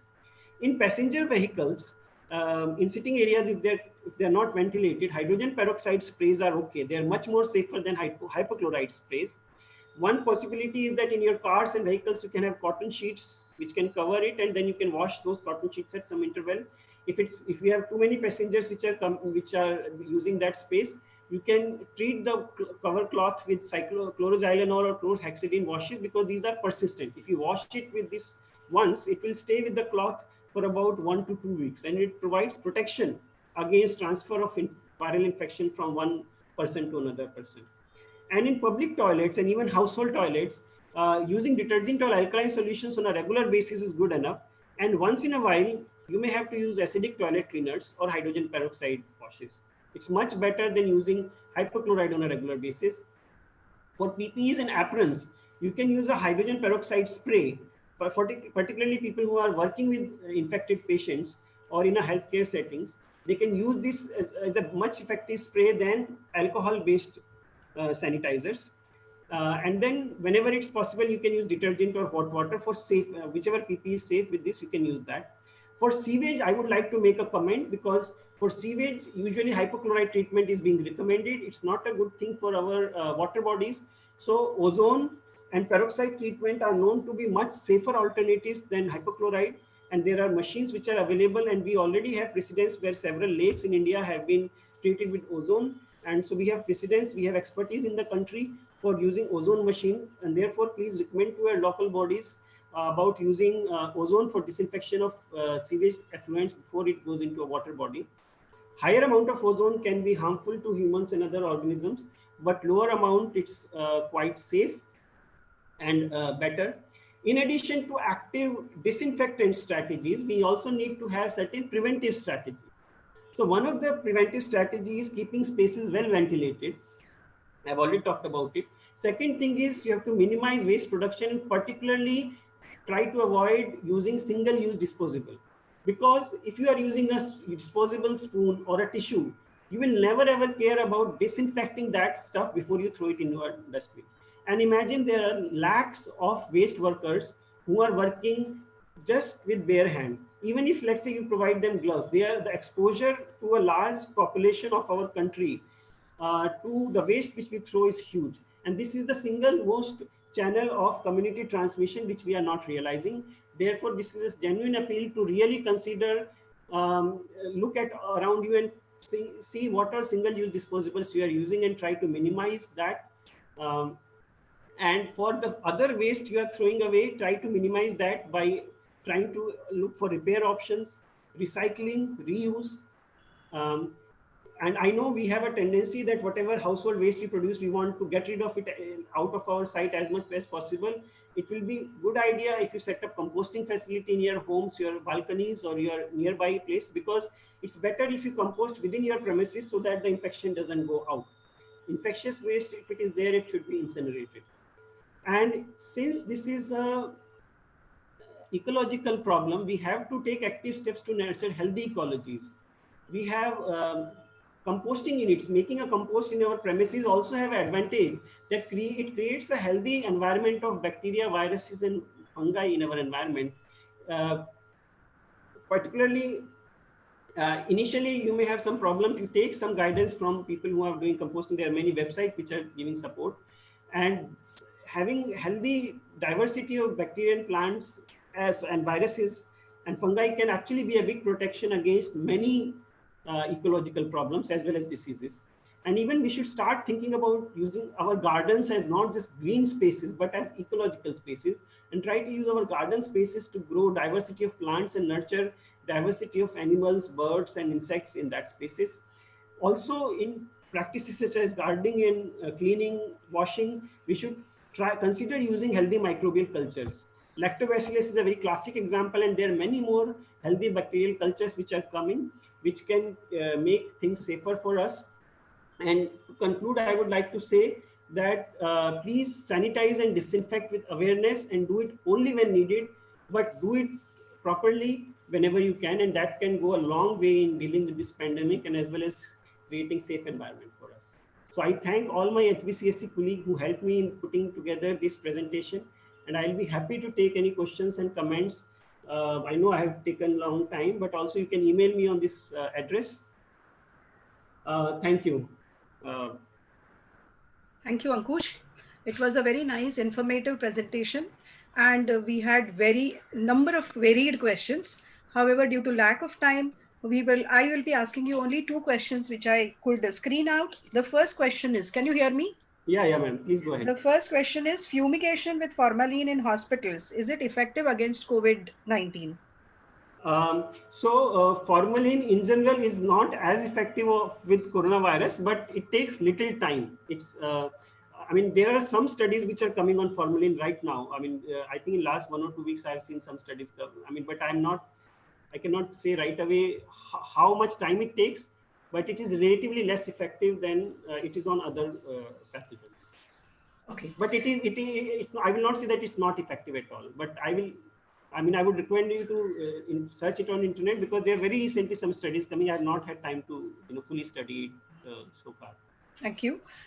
In regards of N95, you said that it can be cleaned with the help of water or hydrogen peroxide. So is it possible to clean it with peracetic acid as well? I think no. No. I have seen some study with peracetic acid. Peracetic acid is also helpful in many viruses, but I am saying no because I have not seen a confirmatory study so far with peracetic acid, particularly on N95 mask. Because we should understand that N95 mask is a complex material. It's not just a cloth. Yes. It has a polymeric structure, and Yes. if you use any aggressive chemical, it can change it. And even with hydrogen peroxide, you should not dip it into solution. It has to be a spray. It's a aerosolized spray which has to be done. Otherwise, you have to be very careful about not destroying the efficacy of N95 mask. Okay. So one more question: those who are under recovery stage, the patients Yes. who are already suffering, found to be positive and under recovery stage, Yeah. or have recovered, are there any chances of them getting infected again? Actually, I'm Any not studies you have come across? No, there are articles which are coming on this, and there are articles both ways. So I'm not an expert on this. I would definitely say that it's important to more a medical practitioner can answer this question better, but it's important to follow certain preventive and precautionary practices for an extended period of time after you are on the recovering stage. Okay. And lastly, I would like to know, like for myself, since the lockdown has been unlocked, there is a movement, and as you say that there is a community spread. So how do we take care? Like, because as you said, there will be a lot of garbage which can be generated since we are moving here and there. We would be mixing with people. So how is that we can make people aware of this situation? Yeah, so as I said, there are multiple ways. First of all, people have to be aware that if there is an infected material at your home, you keep it at your home for 1 day before you throw it out. Don't try to get it out of your home. Keep it in a closed dustbin for 1 day. Okay. And second thing is that if you have a people like people who are cleaners, who are municipality workers, laborers who are coming to pick up the luggage, do talk to them. Try to ask them how they are managing what are the practices they are using. And the minimum they can use is, if they don't have, try to provide to them maybe a soap or a small bucket in which you give a soap solution or today morning only I was talking to our Kachrawala. He was telling that in the dumpster, there are 3 people who are working there, sorting out plastic by their own hands, bare hands. Right? He asked me, "Kya kar sakte hain, sir?" मैंने बोला कि and there is no water tap there where you can go and keep on washing hands. Someone gave them gloves and face masks, but they find it too uncomfortable because the space in which they are working, it's very uncomfortable to work with gloves. So definitely we should encourage them to use gloves. If they don't have, please try to give them gloves. If it's not possible, give them clothes which are soaked with detergent or soap solution, or give them a bucket which is filled with soap solution so they can wash their hand. And I mean, maybe if you are in contact with the municipal officer or something, you ask them to provide containers having soap solution at any, I mean, at such facilities, so that if there are multiple laborers or workers using this facility, they can use that soap solution to wash the hand. Little bit soap left over on hand will not be a problem, but having just hand which is filled of these viruses is a problem. Okay. So, Yeah. but there are lot many things. Please, I mean, there are other recommendations. Please try to. And I will be happy if any feedback is there and more questions. You can email me on, and we can discuss more. Okay. Thank you very much, Ankush sir.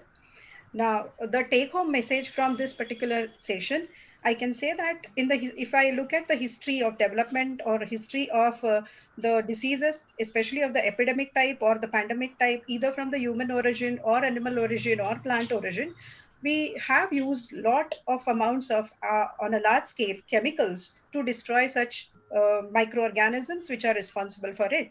However, we do overcome that particular situation, but may lead to a new problem. And we very well know one such example is DDT. So in this particular session, what we have learned is, yes, we have to use disinfectant. There is no way out.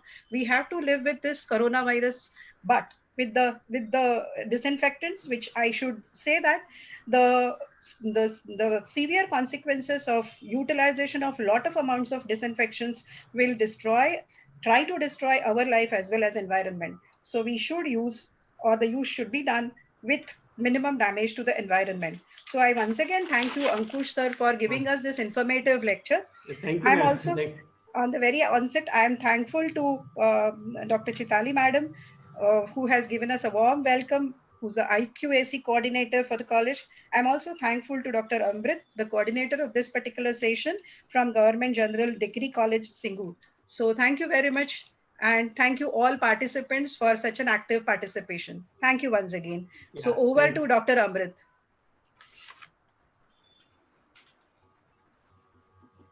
Thank you, madam. Thank you, sir, for enriching us through your wonderful presentation. It has always been a pleasure listening to you. Thank you. Thank you very much, sir. We hope to meet again. Let the dust settles. Yeah. Actually, our speakers are so eloquent and mesmerizing that we don't want to let them go. We always want to listen to them and learn more and more things from them. However, unfortunately, since we have a very limited time period, we may not be able to accommodate more and more questions from your end. We would like to request all the participants to email us all their queries so that we can easily pass it on to our respective speakers, and we'll get back to you. Thank you. Dear participants, please keep checking the chat box and time for the feedback form link. Thank you. Now the second speaker of today's webinar is Professor Pradeep Ghosh from Maryville University, USA. To chair this particular session, I would like to welcome Dr. Noor Muhammad Sheikh from Washington University. Now the platform is all yours. Over to you, sir. Hello, Amrit, can you hear me? Yes, sir, loud and clear. Okay, thank you. Okay. Hello, excuse everyone. me, sir. Sean, please try to transfer the hostship to Dr. Pradeep Ghosh. Sure, sure. Okay. Okay. You can continue, sir. Hello, I am Dr. Noor Muhammad Sheikh, senior scientist at Washington University in St. Louis, Missouri. So first of all, being alumni of century-old government college of Hooghly district of West Bengal and Burdwan University, I feel extremely happy to be part of this webinar conducted by Singur Government College. So today we joined this webinar to discuss the coronavirus pandemic, COVID-19, which has created a havoc toll across the globe. Since its first report in last November in China, COVID-19 cases spread rapidly and engulfed the whole world and disrupted and changed our day-to-day life. To date, there are more than 10 million global cases with over 0.5 million deaths and still spreading rapidly, with an average 150,000 cases per day globally. Without effective vaccines and therapeutics in hand, the world is struggling to contain the spread of the virus. There is no sign of slowing down the outbreak. Recently, WHO says the worst is yet to come. That's very scary. So during this challenging circumstance, this type of webinar is very useful for everyone in order to have proper understanding of this disease and its spread and prevention. We just experienced a nice talk from Dr. Ankush Gupta about this disinfection of these disinfections. Now we are very fortunate to have Dr. Pradeep Ghosh, who is going to talk on COVID-19 pathogenesis and its clinical presentations, management, and prevention. Dr. Pradeep Ghosh is currently a professor in the Department of Physical Therapy at Maryville University in St. Louis. Dr. Ghosh is also an honorary professor of physiology and physiotherapy in Amity University, New Delhi. He is also a practicing physiotherapist in the nursing home where he is engaged in treating patients with neurological diseases. He received his MSc and PhD from Calcutta University, homeopathic degree from Calcutta Homeopathic Medical College, and his physical therapy degree from Ohio State University here in USA. He has been actively engaged in research on rehabilitation of patients with strokes and Parkinson's disease. Dr. Ghosh is well known for his ability to deliver engaging presentations based on real life applications. He was invited to give multiple scientific presentations before the World Confederation of Physical Therapy and different universities around the world, like Spain, France, Germany, Denmark, Holland, UAE, Costa Rica, and also India. Dr. Ghosh has published multiple papers, research papers and abstracts. And so I'm presenting here Dr. Pradeep Ghosh. Over to you, sir.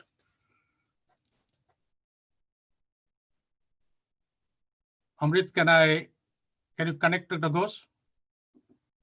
Yes.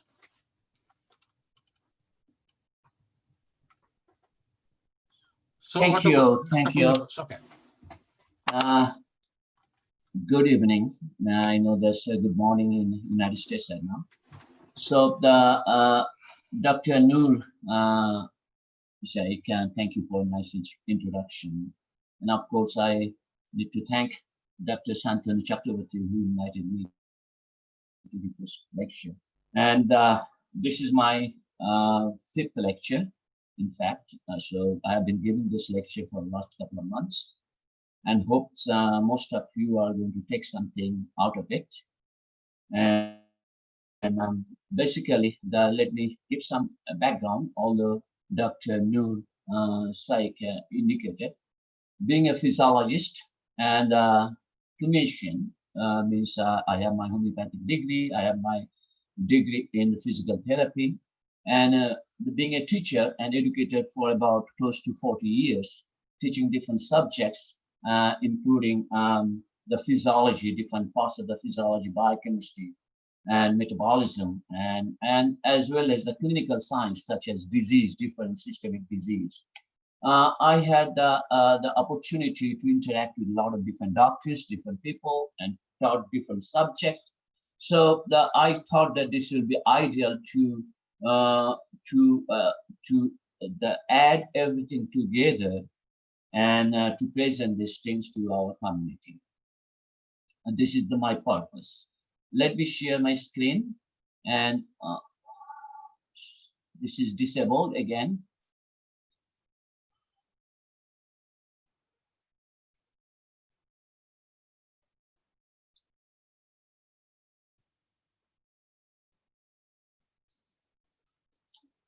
Okay, everybody can see it, right?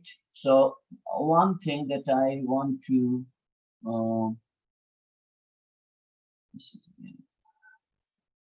so let me give some information about this. The presentation has a copyright protection, right? So all my slides are protected. And make sure that if you have to use this one, make sure you need to get the permission from me, right? So you can share information, but it is always better to get the permission from me in order to share this information or record this information. So coronavirus, it is an enveloped viruses with the mRNA, with the, sorry, not mRNA, so with the mRNA of the virus. The two highly pathogenic coronavirus produced outbreaks so far, then including this one will be the third one. The SARS in China in 2003 and a decade later, the MERS in Saudi Arabia. But this virus, the SARS-CoV-2, is a novel virus, and it has been first identified in December 2019. And all the coronavirus, one of the common effect is the respiratory. So it is going to affect the respiratory system and causing some kind of the respiratory distress, respiratory syndrome. And one of them is the pneumonia. In February 2020, the disease caused by the SARS-CoV-2 was named by World Health Organization as COVID-19. COVID-19 is a disease and SARS-CoV-2 is the virus that caused the disease. The disease first became epidemic in China, all of you know that one, and then become, because this disease, this virus spread from human to human, and it became pandemic throughout the world. And genomic sequencing and phylogenetic analysis that indicates that this virus is a beta coronavirus. And this virus is the RNA virus. So it can replicate this, the virus replicate by converting RNA to RNA using the RNA-dependent RNA polymerase. And the one common part in the coronavirus and the gene region for receptor binding protein is very similar to SARS coronavirus. So the gene area that is responsible for the receptor binding, that is a receptor, mostly all of you know, some of you probably know more detail about this one, and it uses the receptor that is known as angiotensin converting enzyme, the receptor. Globally, about close to 11 million confirmed cases, right? Confirmed cases of this disease and more than 510,000 deaths. In India, is about close to 600,000 confirmed cases and more than 17,000 deaths so far. But in the United States, that means about 1/4 of the total the confirmed cases, about 2.7 million confirmed cases and 130,000 deaths so far. So these days in the United States, about close to 50,000 every day, the incidents, new infection. So looking at the structure of the coronavirus, they're called the coronavirus because it's a crown-shaped virus. It has some peculiarities. So one part, there are different structural components, and one part is very important. It's called the spike protein. Sorry. It has two subunits, S1 and S2. And this subunit, the spike protein, is very important because that has the receptor binding site, receptor binding site. In addition, there are other proteins, nucleocapsid, membrane protein, envelope, and also the single-stranded RNA. The structure is a crown shape. So the transmission and origin is still not clear. So it has been identified there was a strong association in the seafood market that sold live animals in China. And the individual who visited and worked, they became a patient with the COVID-19 in China. And RNA sequence of the SARS-CoV-2 is very close to other bad coronaviruses, and that's why most probably the source and the origin of this virus is probably the bat. And as I mentioned, the other coronavirus, they also use the angiotensin converting enzyme. This virus has also been shown to use the angiotensin converting enzyme to receptors on the target cells. But it is not known whether this virus directly transmitted the human or it goes through some intermediate host. So this is the bad coronavirus. An intermediate host, probably the pangolin. So bad coronavirus, this virus goes to pangolin, then human. Because human, the transmission from human to human is more that predominant in this virus. That's why the spread is very fast. And that is probably the reason it became pandemic. Now, the replication, if you look at the replication just like the other virus within the host cell, because it has a spike protein, it recognizes the angiotensin converting enzyme. This angiotensin converting enzyme is on the cell surface in the target organ, and when it binds and it gets into the cell, and within the cell, when this coronavirus genome they are released, they use the host ribosome and can start to produce different protein. The translation is going on within the host cell and leading to the multiple protein, and some of the protein they are responsible for the replication transcription complex. And in addition, it also used the RNA-dependent RNA polymerase, and also that because of the RNA-dependent RNA polymerase action, it can also produce different RNA for the nucleocapsid, RNA for the formation of the spike protein, RNA for the membrane protein, and then they assemble, and this virus is going to be out from the host cell through the process known as the exocytosis. So this is the replication within the host. Now the transmission is another important part. We all know that if the infected individual, we are going to talk about, there might be some individual they are asymptomatic. Infected individual, when they cough, sneeze, this virus can transmit to the droplets, and most of the time it's the droplets, depending on the size of the droplets. If the droplets are greater than 5 micrometer, then that will be big droplets. It can travel certain distance, generally about 6 meters. 6 foot. And if the droplet is small, it is going to stay for a longer period of time in the environment, right? And then they are going to affect the susceptible individual. There are some other way the transmission is the direct contact and the indirect contact. Direct contact means the touching any infected area, and use that hand and put sometimes in the mouth, nose, and the virus can enter into the body through the mucus. And also indirect contact, those are contaminated. So droplets typically do not travel more than 6 feet, like to be clear, and do not stay in the air for a longer period of time.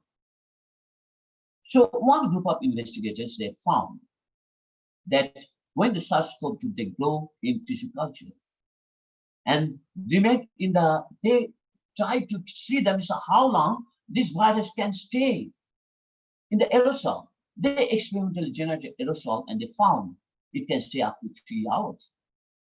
But long-range airborne transmission of this virus is not clearly been documented. So risk of transmission from individual with the SARS-CoV-2, it varies by the type and the duration of exposure and the use of the preventative agent. So the transmission is very important, because how we can protect or block the transmission is that, because we know we don't have any medication, we don't have any kind of the vaccination. We'll talk more about the preventative measure. And the duration exposure, because sometimes we are going to talk about that most of the secondary infection, they're going to be in a closed contained environment, right? So if somebody is exposed to a longer period of time, and there the infection, the chances or risk will be higher. So cluster of cases have been reported following family, work, and social gathering, where close personal contact involved. That has been reported. And as I mentioned, secondary infections have been observed among household contact, in the healthcare setting, in the nursing home, where the personal protective equipment was not appropriately used, in the hospital, in the long-term care facility. But this virus is not only present in the respiratory specimen, but it is also present in the stool. They have found the virus can be present in the blood of human being who has an infection, in the secretion of fluid. But one important part, the likelihood of blood-borne transmission of this virus appears low, because respiratory viruses are generally not transmitted to the blood-borne route, right? So viruses present in the contaminated surface may be another source of infection. And the infection is going to be infected, more susceptible individual, immunocompromised, some other comorbid situation, different disease. Those are with the multiple medications, right? They are more susceptible. But it is unknown how long this virus can persist on the surface. So there are several research they have done. In one study from Singapore, viral RNA was detected nearly all surfaces they tested. In the room, in the house, light switches, handles, bed, handrails, toilet bowl. So virus they have been found. So it can present in any places. But how long they are going to stay there? So metal, say for example, the doorknob, the jewelry, it can stay up to 5 days. Drinking glasses, it can stay up to 5 days. In the paper, newspaper, magazine, right? Packages, they can stay up to 5 days. In the plastic, say for example, when you buy milk bottle, right? Any plastic container, it can stay up to 2 to 3 days. In the copper for 4 hours. But one important, food and water does not seem to spread this food and water, this virus is not present. So what can be done? It is always better. We are going to talk about disinfect all surfaces in the home. When you buy something in the outside, disinfect. Wash hand at least for 20 seconds. And my previous speaker talked about that one. So that is important. But always a concern about whether the food and water they can carry. No, that is not. They do not. There is no strong evidence that shows that Mr. Food and water is going to carry this virus. So it appears that this virus can be transmitted prior to development of symptoms. Very important part. Pre-symptomatic. Even the individual doesn't have any symptom, and they can be the carrier, and they can infect others. The important part. But of course, this is not only pre-symptomatic. Even the individual who has the symptoms, they are also the source of the virus. They can infect the other. So viral RNA levels from upper respiratory specimen appear to be higher soon after the symptom, because the amount of virus or the detectable virus, it varies throughout the course of the disease. In a study, 9 patients with the mild COVID-19, infectious virus was isolated from. Generally, they can find out, they can test from the nasal and oropharyngeal region and sputum specimen.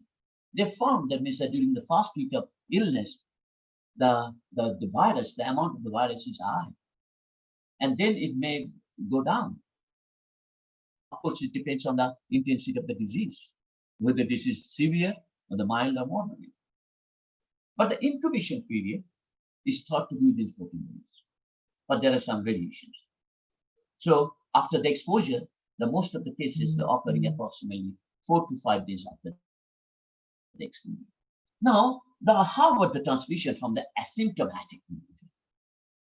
That is another big challenge. The transmission of this virus from asymptomatic has also been documented. So one study, they support that the outbreak in one long-term care facility in which the infectious virus was cultured from the reverse transcription polymerase. RT-PCR is the way they can culture, right? And they can find. They found that this that in one long-term care facilities. But the transmission from asymptomatic individual is a big challenge, as I said. We do not know, and the individual who is a patient doesn't know whether he has a disease or not. And when he's surrounding ill, he can transmit. He can give that virus to all the individuals who are surrounded by him.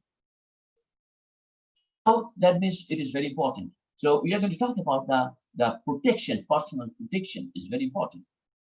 So how long a person remains infectious is also uncertain, right? It does vary. The viral setting is variable. It may depend on the severity of the illness. In one study, by recruiting 56 patients with mild to moderate illness, they found the median duration of the viral RNA setting from the nasopharyngeal or oropharyngeal specimen is about 24 days, and the longest was 42 days. Tests, definitely they are positive for a longer period of time if the patient has more severe illness. Maybe for a few days, the test may be positive for individual who has a mild disease. Now talking about, that is a very important part. From the beginning, I've been talking about when nobody was thinking about the inflammation. This virus, any kind of the bacteria, the virus, when we get some kind of the infection, and one of the things is the inflammation, is going to go on. And this virus can cause the inflammation, and this inflammation is the main cause for the multiple system involvement. So the infection, when the SARS-CoV-2, we get the infection, inflammation is the first line of defense. Inflammation is beneficial for our body, to protect our body. It is the first line of defense.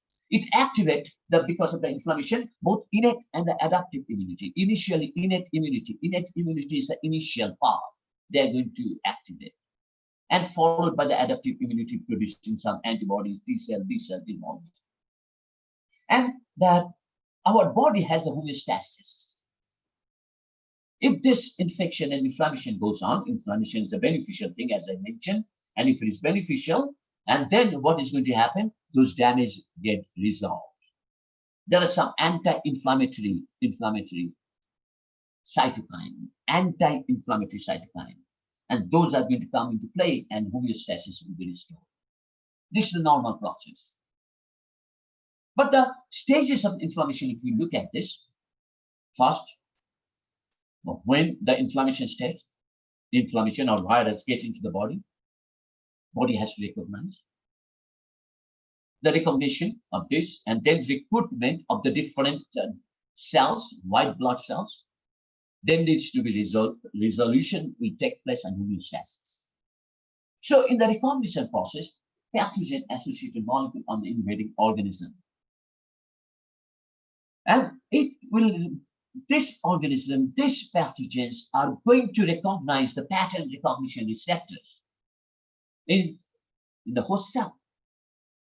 And they then bind those pattern recognition receptors. And after the binding, it is going to secrete different chemokines from the host cells,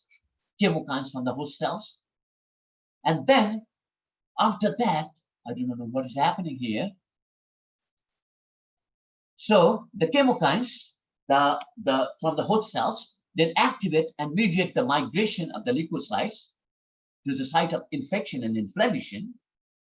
Then the leukocytes, the first line of leukocytes will be the neutrophil, and the neutrophil and monocytes, they are going to come into play, and they will transform to the polymorphonuclear leukocytes and the macrophage, and along with the endothelial cells, they start to produce different chemotaxic cytokines. And then the damage will be resolved based on the environment. And I do not know who is using this different on this picture. I do not know, somebody is using this one. So now that when it is going to start resolution, what does it do? There are some pro-inflammatory cytokines. These cytokines will be released from the leukocyte, as I mentioned. There are different cytokines, TNF alpha and interleukin-1 beta. They lead to the vasodilation and permeability. And because of the permeability, the immune cells reach to the site of the damage and try to protect during resolution. Interleukin-6 and interleukin beta also will be released. They will induce the complement and optimization. And the pro-inflammatory cytokines, when it is released by the leukocytes, they also affect the brain and changes the behavior. And it can produce some symptoms like fever, nausea, anorexia. Depending on the resolution, if the body can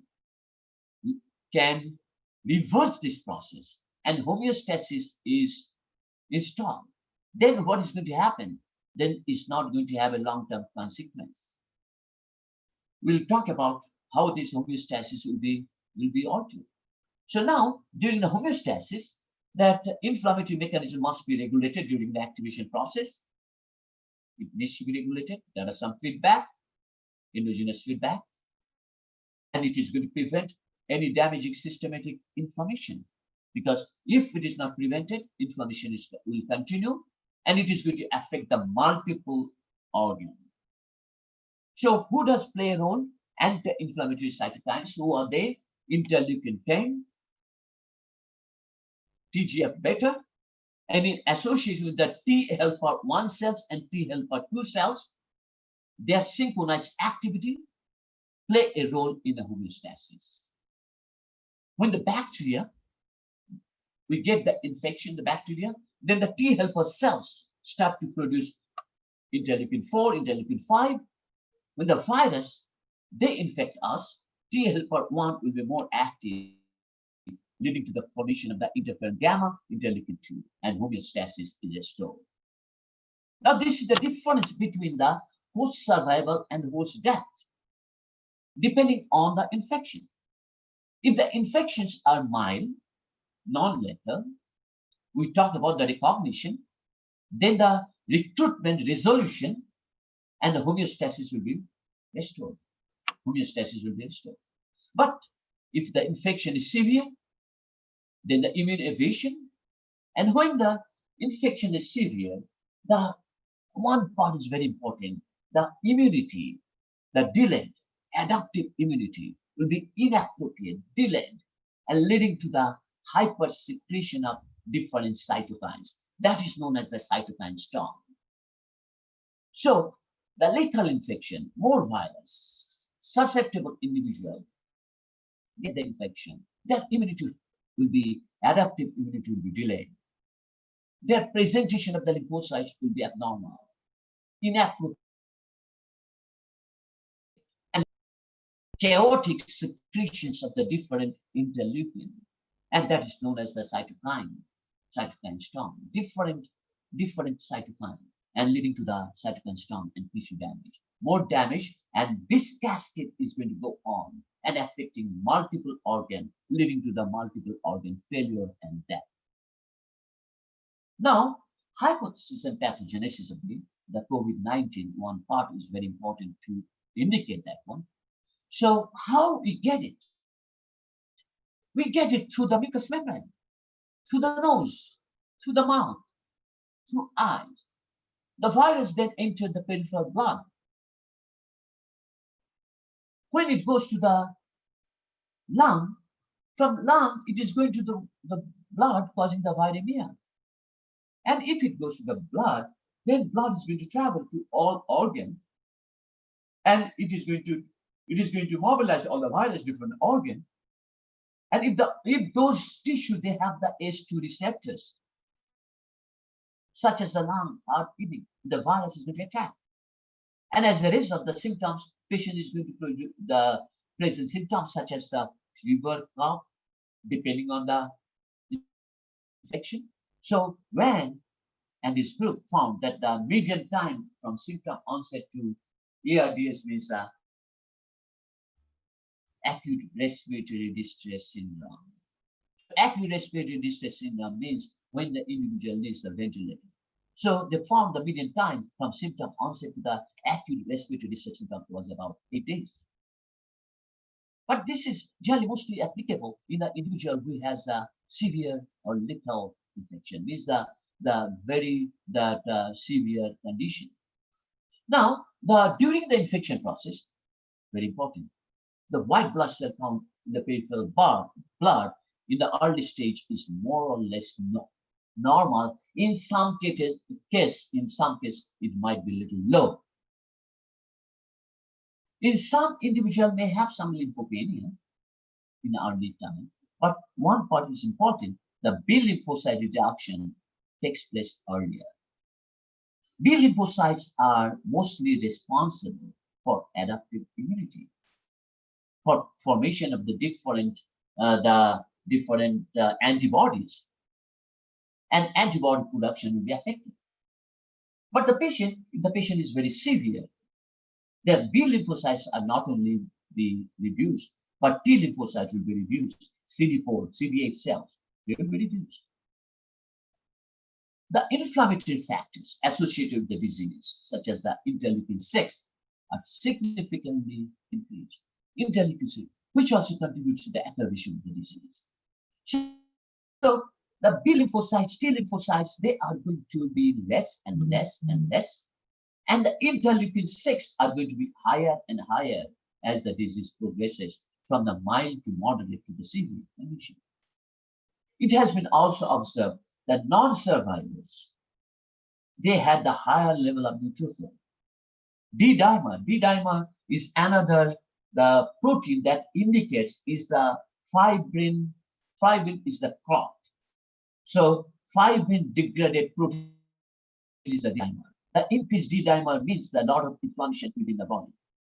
And in addition, they have increased blood urea, nitrogen, creatinine, all these are increased. Now thinking about this part, this is another very important part. The T cell, B cell inflammatory molecules and D-dimer, the characteristics during the different phases of the disease. In the viremia phase, you see that both the B cells, these the B cells, these the T cells, they start to decline. And acute phase means that when the patient has a pneumonia, and severe phase when the patient is in the ventilator, right? ARDS, acute respiratory distress syndrome. You see how these T cells, B cells, they decline. And marker of the inflammatory factor, they continues to rise.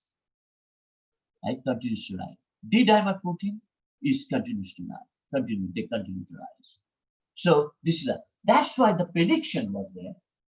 If the viremia during the viremia phase or early acute phase, if the patient gets some intravenous immunoglobulin or low molecular weight heparin, such as Levanax, low molecular weight heparin is required to prevent clot formation. Clot formation is the consequence of the inflammation.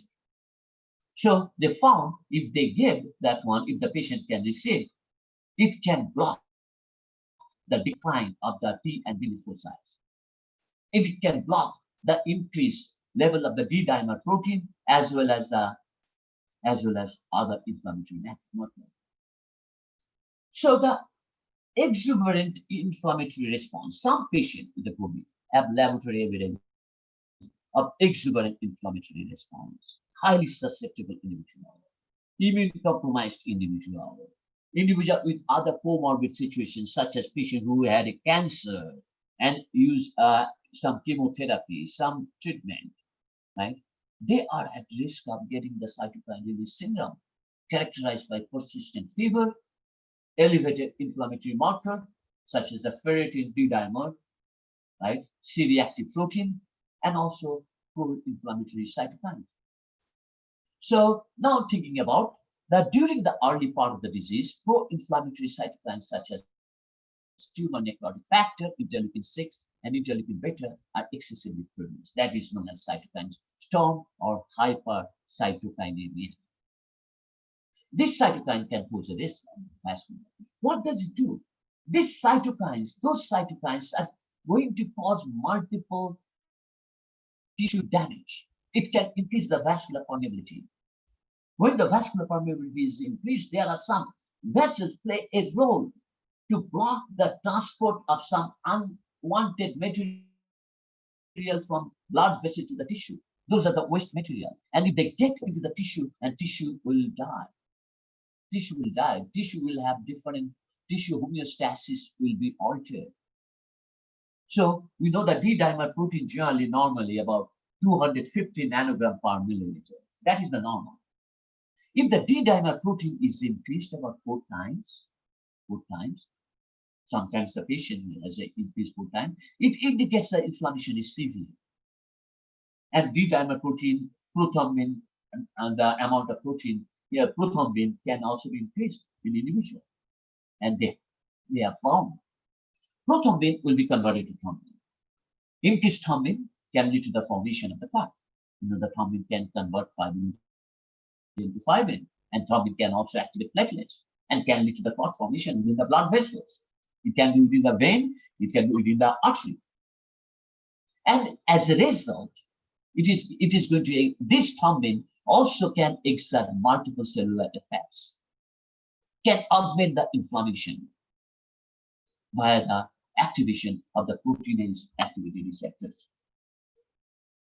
So based on the assumption, clinical phase can be divided, as I mentioned, viremia phase, acute phase, and the recovery phase. In the recovery phase, if the homeostasis is restored, or in the severe phase when the patient cannot make it. In the acute phase, if the immune function of the patient is controlled, and most of the time it is controlled, if the individual does not have any other basic diseases. That's why everybody said, if somebody has some kind of the other disease, severe disease, has a lot of long-term treatment, some chronic diseases, they are at high risk. Older immune compromised individuals with or without hypertension, diabetes, the immune system cannot effectively control the virus in the acute phase, right? So most patients, they do not come back. They do not have any resolution. They cannot go back to the homeostasis. They enter into the severe and critical phase. T cells, B cells further decline. And as a result, more other inflammatory markers will be continuously increased and affecting multiple organs, and patients will die. Another part is called the disseminated intravascular coagulation. Disseminated intravascular coagulation, possibly due to the infection and inflammation in the vascular wall. Inflammation continues. Inflammation will be in the multiple organs, multiple areas. In severe patients, there are some ischemic changes in other tissue because of the clotting, because of the inflammation, because of the limitation of the blood flow, and leading to the ischemia. For example, in the toes, that's why the COVID toes. They have been found in the COVID patient with the COVID toes in New York, in other states, finger. And also, there are some association between the COVID and the stroke. It can cause some ischemia in the brain. It can cause a heart attack because of the blood supply to the heart will be limited because of the clot within the artery, in the coronary artery. Several doctors recommended anticoagulant therapy. As I said, the anticoagulant therapy is a low molecular weight heparin, right? And that is very good, and along with the immunoglobulin. Immunoglobulin, they use that one in the early part of the disease to reduce the inflammatory factors. Now, this is the COVID-2. See that the changes, and COVID-2 means it can lead to sometimes it can cause, if the ischemia continues, if the patient has some other conditions such as diabetes, it can lead to the ganglion, right? Ganglion and more other. What are the clinical presentations? Most patients initially, if they're symptomatic, they'll present a fever and a headache, right? Fever and headache. Blood vomiting in some patients. Cough is another treatment. Muscle pain, myalgia, right? It can be symmetric, it can be any place, it can be arm, it can be in the leg. And also another part, because of the cough, and patients will have something like shortness of breath. And some patient may have some with the progression of the disease, their taste, smell is going to be affected. They cannot eat because they cannot smell anything. They don't have any taste. And because of that one, they might have some kind of diarrhea. Diarrhea might be because of the ACE receptors in the intestine, renal failure, pneumonia, shortness of breath, right? You're going to see the patients do that. And the frequency, fever is about 99%. Anorexia, 40%. Mania, 35%. Difficulty in breathing, 31%. And smell and taste disorders, right? The patient has that. And one important part, this presentation, these symptoms, they get aggravated at the night time. Most patients, they complain about. Nighttime, they get more breathing problem. More problem. Sometimes the patient has a lot of perspiration, sweating. Nighttime more. They feel more uncomfortable. Because of the inflammation in the lung, alveoli will be filled up with the fluid, and it's going to limit the exchange of the carbon dioxide and oxygen. And you're going to see that because of the fluid, this inflammation is the cause for accumulation of fluid within the alveoli. And alveoli within the lung, there are different types of cells, type 1 and type 2. They are called pneumocytes. I do not know how many doctors are there. The pneumocytes. The type 1 is beneficial.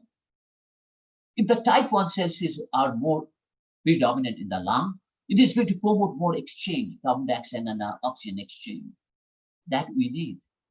But if the inflammation is there, they're going to be more highly deposit and causing more thickness on the wall. And the sum of the pneumocytes will be transformed to the type 2. And type 2 formation can cause compromised exchange of the gas, oxygen and carbon dioxide. And as a result, this will be when the carbon and oxygen exchange is less, it is going to affect other organs. Ischemic changes. Oxygen is not going to go to the brain. Oxygen is not going to go to the heart, right? So the breathing difficulty might take. So pneumonia-associated COVID-19 may be severe, and breathing difficulties might take months to improve. So now think about the older individual. They are more vulnerable. Their lung is less elastic. Their immune functions are weak because of the age. That's why they are more vulnerable. So just giving a little bit of pathology of the lung tissue. Look at this, the stages in this the proteinaceous exudate first. Then you can see the interalveolar, not the interalveolar, these are the protein, the large protein. They are protein, accumulation of the protein. Then you can see the pneumocytes, hyperplastic more, and some viral inclusion. Hyperplastic means hyperplasia means the number of the pneumocytes increased with the viral inclusion, right? We are going to see that one, viral inclusion here. They are that means they are more larger, right? Larger means more enlarged. See that those are the changes. So the globular protein, globules, they are going to be in the alveoli. The deposit is going to cause more changes, more that the inclusion, more the hyperplastic pneumocytes are going to be there, more thickness, right? Interstitial thickening, more lipocytes are going to come, and we are going to see that the viral inclusion is going to be there, and more changes will be there within the lung. This is talking about the lung, but this virus, when it attacks the kidney, it is going to happen the same thing in the kidney. Renal failure. Is lung damage reversible? Yes, depending on the disease condition. Initially, there will be scarring in the lung. In the individual who has a mild infection, there's a chance that they will get back the lung function if they take care. There is something, they have to get some treatment, right? Treatment means both medical and non-medical treatment. Medical treatment means they get some kind of medications, anti-inflammatory. Most of the doctors, they give some anti-inflammatory in the mild cases to block inflammation, to reduce the consequence. and they can do some exercise activity, the breathing activity, it is going to help the patient. Can high-risk individual reduce the chance of lung damage? Individuals with chronic obstructive pulmonary disease, diabetes, heart disease should be very careful. They have to manage they have to manage and monitor their condition through scheduled medication and exercises. One part is important. When you are older or any individual, we have to get a lot of water. We have to drink a lot of water. Water, proper hydration, maintains the proper blood volume, and proper blood volume is going to maintain the blood flow. On the one side, blood will be thicker. Vomiting is a chance. Proper hydration not only increase the blood flow, but it can also maintain the mucous membrane, their function. If the hydration is not sufficient, mucous membrane function will decline. Mucous membrane is important because they can protect, right? So adequate water intake is very important. In the United States, the older individual, they do not drink that much of this water, right? Sepsis is another possible complication of a severe chest infection, right? So sepsis, because of viremia, it affects the multiple organ, and sepsis is another one. So when the patient has a sepsis, the cooperation between the different organs it is going to be reduced, and organs starts to shut down the function. So sepsis, most of the patients, because of the COVID-19, they die, and multiple organ failure is an inflammation, is an infection, is a sepsis. Other complications such as arrhythmia, acute cardiac injury, shock have also been reported. So, in a series of 21 severely ill patients admitted to the ICU in the United States, 1/3 developed cardiomyopathy. And also it has been documented that pulmonary embolism is an emergency situation. Most of the time, pulmonary embolism is because of the clot formation within the vein. And that is called the deep venous thrombosis. If somebody has the venous, the thrombophlebitis is an inflammation in the vein, and that can lead to the clot formation and leading to the pulmonary embolism. And also, if the clot is within the blood vessels in the artery, brain artery, it can lead to the stroke. There are a lot of patients that they have the correlation between the COVID and the stroke, their stroke. Now, what is the recovery time? Generally 2 weeks for mild disease and 3 to 6 weeks for severe disease, right? Again, it depends, right? It depends on the patient condition. So diabetes, it is one of that individual with higher glucose level, pre-diabetic. There are a lot of individuals in India, they are pre-diabetic, right? To be at a greater risk of infection. Because the high glucose can inhibit the white cell function. It can prevent our defense system, our body defense system. But important, diabetes are actually not an increased risk of catching, right? So if somebody has the diabetes, they are not at increased risk of catching the virus. But if they get the virus, it will be very difficult to control. It will be very difficult to get over from, right? That is very important. The patient with the diabetes, if they are infected, it will take longer time. Even from the mild disease to reverse, it will take longer time. Look at this. What is the condition?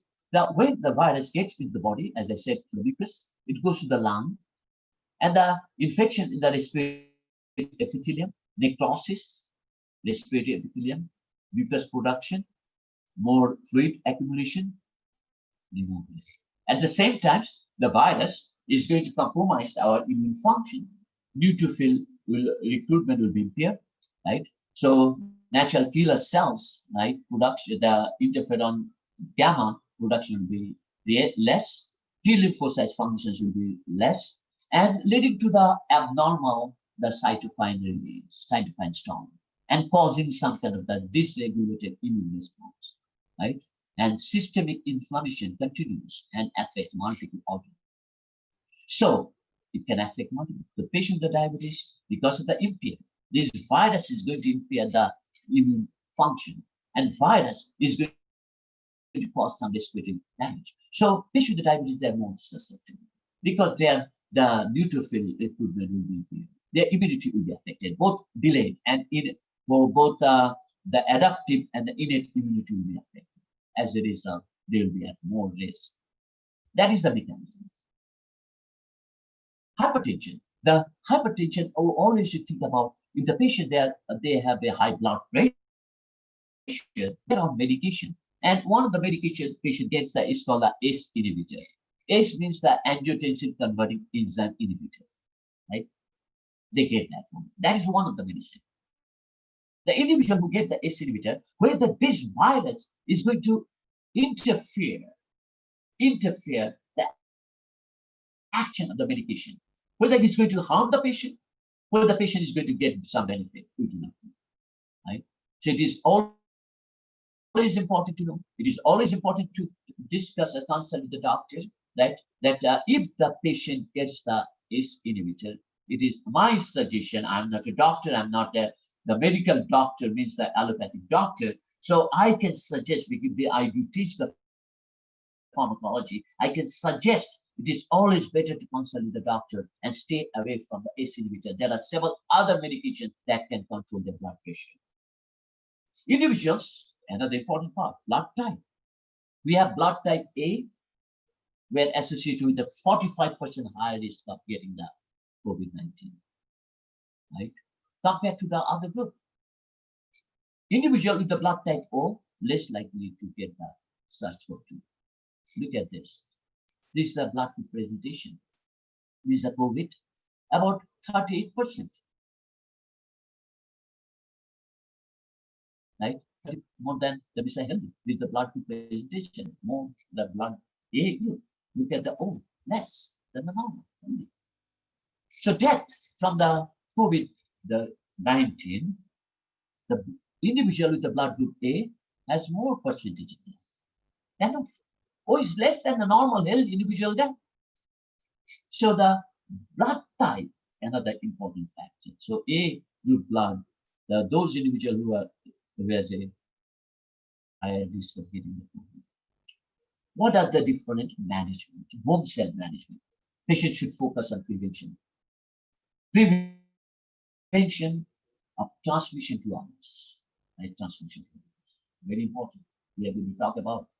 And continuously monitor the clinical deterioration and hospitalization. And report it. Some patients, they do not acknowledge. If the patient has a fever, has some problem, don't acknowledge. That is not good. Because if you are the carrier, you can transmit the virus to multiple people. One individual carrier can affect multiple people. So hospitalized patients are managed by doctors. And they give some kind of drug. That drug is going to reduce some inflammation. It's going to reduce some secondary complication. They can provide some kind of ventilator to support their breathing, right? Support their breathing. Many drugs there is no single drug that is targeted for SARS-CoV-2. Many drugs for therapeutic use, they are under clinical trial. Emerging evidence in COVID-19 suggests that SARS-CoV-2 virus may both evade the innate immune response and kill macrophages. We talk about the delayed innate immune response and the depleted population of macrophage. Macrophage plays a role in the innate immune response, immediate response. Right? That is for the protection. Delayed immune response. And you are going to see the antigen presentation will be delayed. Activation will be delayed and can lead to the delayed adaptive immune response. One clinical strategy is involved in supporting the patient innate and adaptive immune response early in the course. Very important if we can support. There are several things can be done. We can build our immunity by changing our lifestyle. Those who are active, those who can, they might have some protection, right? We know that this is a delayed adaptive immunity, delayed innate immunity, may be one of the causes for this consequence of this virus. At the other end of the disease pathology spectrum, risk of fatality of the COVID-19 is driven by excessive or upregulation of the inflammatory mechanism because of the hypercytopenia. So second clinical strategy should be to prevent and mitigate excessive inflammatory response. That's why just few days back, about a week back, one study showed that dexamethasone steroid can be helpful because steroid can protect the body from inflammation. Doctors treat patient based on the symptoms, no direct specific medications. So another drug that is FDA approved for the shorter period of time for emergency use is called the remdesivir, right? It is a nucleoside analog and is recognized by viral RNA causing the inhibition of the RNA replication. It's an analog, nucleoside analog. And one research they showed using by recruiting 1,060 patients, and they have found this drug when they receive the drug, those who receive the drug, 31% faster recovery time. So it can reduce the illness, duration of the illness. So breathing, very important because we know the lung will be affected. And if the breathing is affected, it is going to affect the multiple organs, as I mentioned before. The increased fluid and scar formation within the alveoli, within the respiratory tract, right? Because of the continuous immune reaction, continuous action by the cytokines, and cause some kind of debris. This debris stays there and cause more inflammation. So that needs to be removed. And who is going to remove? Breathing exercise. Which, if we can increase the lymphatic flow through activity, to breathing, right? We can remove those debris and clear the lung. Our target should be one, to block inflammation, to reduce the consequent, means that all these fluids, those are within the lung, needs to be clear, right? We'll talk about. That's where the physical therapies they do. Breathing exercise, the lymphatic system plays a major role. Lymphatic channels, lymphatic nodes are present throughout the lung, not only lung, the other organ surrounding heart, right? Organs are there. Lymphatic system is to release the power generator, and breathing and movement work as a power generator. So diaphragmatic breathing, we as a therapist, we always encourage to any patient, especially older patient, they are susceptible to get the pneumonia. I'm not talking about the COVID patient, any patient, they are susceptible. So diaphragmatic breathing is always better. Always ask patient or individual or any individual, breathe in slowly through the nose, very slowly through the nose, and slowly, and then breathe out or exhale slowly through the mouth. Okay. If the patient can concentrate their attention towards the breath during the breathing, it is going to have some additional effect. Anybody can practice. This is going to increase the efficiency of the lung, increase the efficiency of the oxygen and carbon dioxide exchange in the alveoli. So there are some standard precautions too. We all know that one. Hand hygiene, very important. My previous speaker talked about that one. Use of the personal protective equipment, gloves,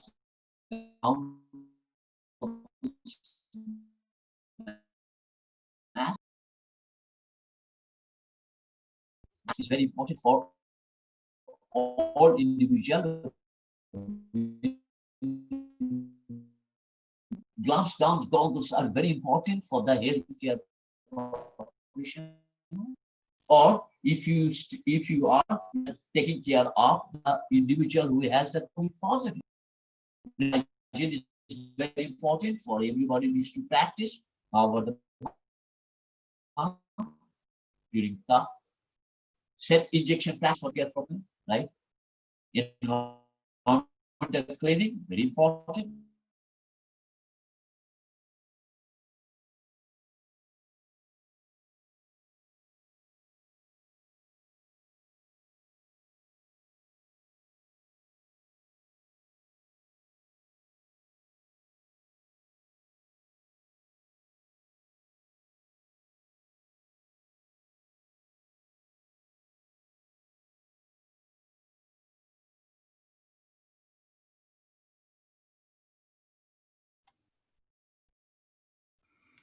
Hello. Looks like we lost connection with Please Dr. wait, Ghosh. please wait, please wait.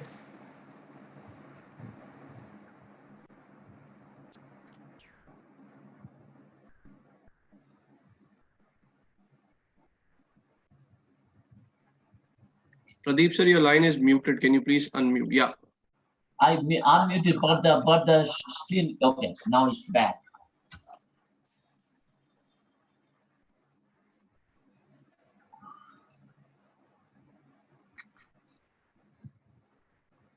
You can sir reshare the screen and just begin where That you left. Screen Can is you not see it? visible, sir. No, sir. No, Not sir. visible. Please. Yes, sir. Not visible. I do not know. My connection is. I do not know. Okay. Share screen. Now it is Yes, sir. visible. Okay. Can you see it?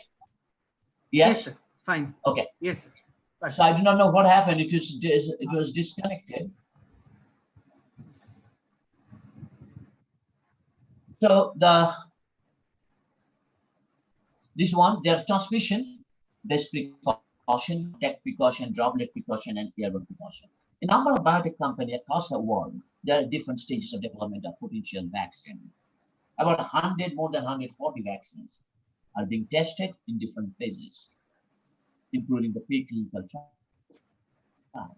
Although treatment for COVID is yet to be found, vaccines are now being seen as the only hope to stop the spread of the disease. This is just a few updates. One vaccine is called the Novavax is the company.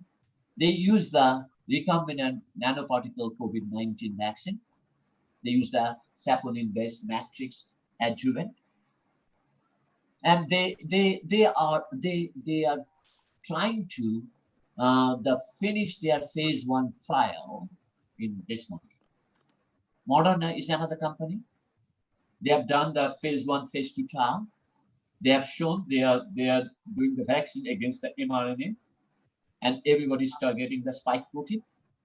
They are planning to recruit 30,000 patients for the phase 3 trial this month. Another institute in University of Oxford Jenner Institute, in collaboration with AstraZeneca, they are using the technique of the recombinant adenovirus vector, and they are also again genetic material for the SARS-CoV-2 spike protein. They target to produce the spike protein, and that will generate antibody and cope up with those virus or protect the infection from the virus. Another group of the Sanofi and the GlaxoSmithKline, they are also doing something adjuvanted vaccine, because the GlaxoSmithKline, they have a proven adjuvant technology, and Sanofi is very familiar and very well known about the recombinant DNA technology. The Pfizer, along with the German company, the BioNTech, they are on the phase 2 trial. They are also developing the mRNA vaccine. Inovio is another company funded by the Gates Foundation. They are doing the preclinical study. They finished already. Then they published one paper in the Nature. They found the robust binding of the neutralizing antibody. And the Covaxin is another company, the Hyderabad-based the biotech company, in collaboration with the National Institute of Virology of ICMR. They also plan to conduct the phase 1 and phase 2 clinical trials, because they just finished their preclinical trial using the mice and guinea. So those are the vaccines. And there are several other vaccines too. There are different drugs. They are under clinical trial. The nitazoxamide is a Romac laboratory. It inhibits the replication by the inhibits the replication of the virus, any virus that can affect the respiration. Another drug, the cocktail drug that is published by a group of researchers in Hong Kong and published in Lancet recently, and they did the multi-center trial. And though they use the cocktail using the lopinavir and the ritonavir, they are the anti-HIV drug. The ribavirin is the antiviral drug, and interferon beta-1 beta, those are the immunomodulators. They add together, and they found very significant the results, and they found that it can reduce the viral shedding. The researchers in Galveston National Biosafety Lab, they also tried with another drug that is called the marinaprodib, that is an antiviral drug. They found this drug inhibits the inosine 5-monophosphate dehydrogenase. So different drugs. Let me talk about the hydroxychloroquine. Has a lot of conflicting results, but it's very important. This there are several researchers found it can have some effect. It can protect the body. It can protect it can build some immunity. This drug is generally used for the anti-malaria for prevent malaria. This is an anti-malarial drug. It is being used for the individual who has autoimmune disease such as lupus. But there are several other information. This drug is not good for the individual who has some heart problem. So this drug, I know this drug because I do teach this one, the quinine group. It has some role in causing some arrhythmia. So QT in the EKG, QT interval will be increased. So hydroxychloroquine with azithromycin, a lot of people, they're thinking, and in the United States, they are thinking, oh, this is good. Some group, some individual, they think about this is the good. This is not good.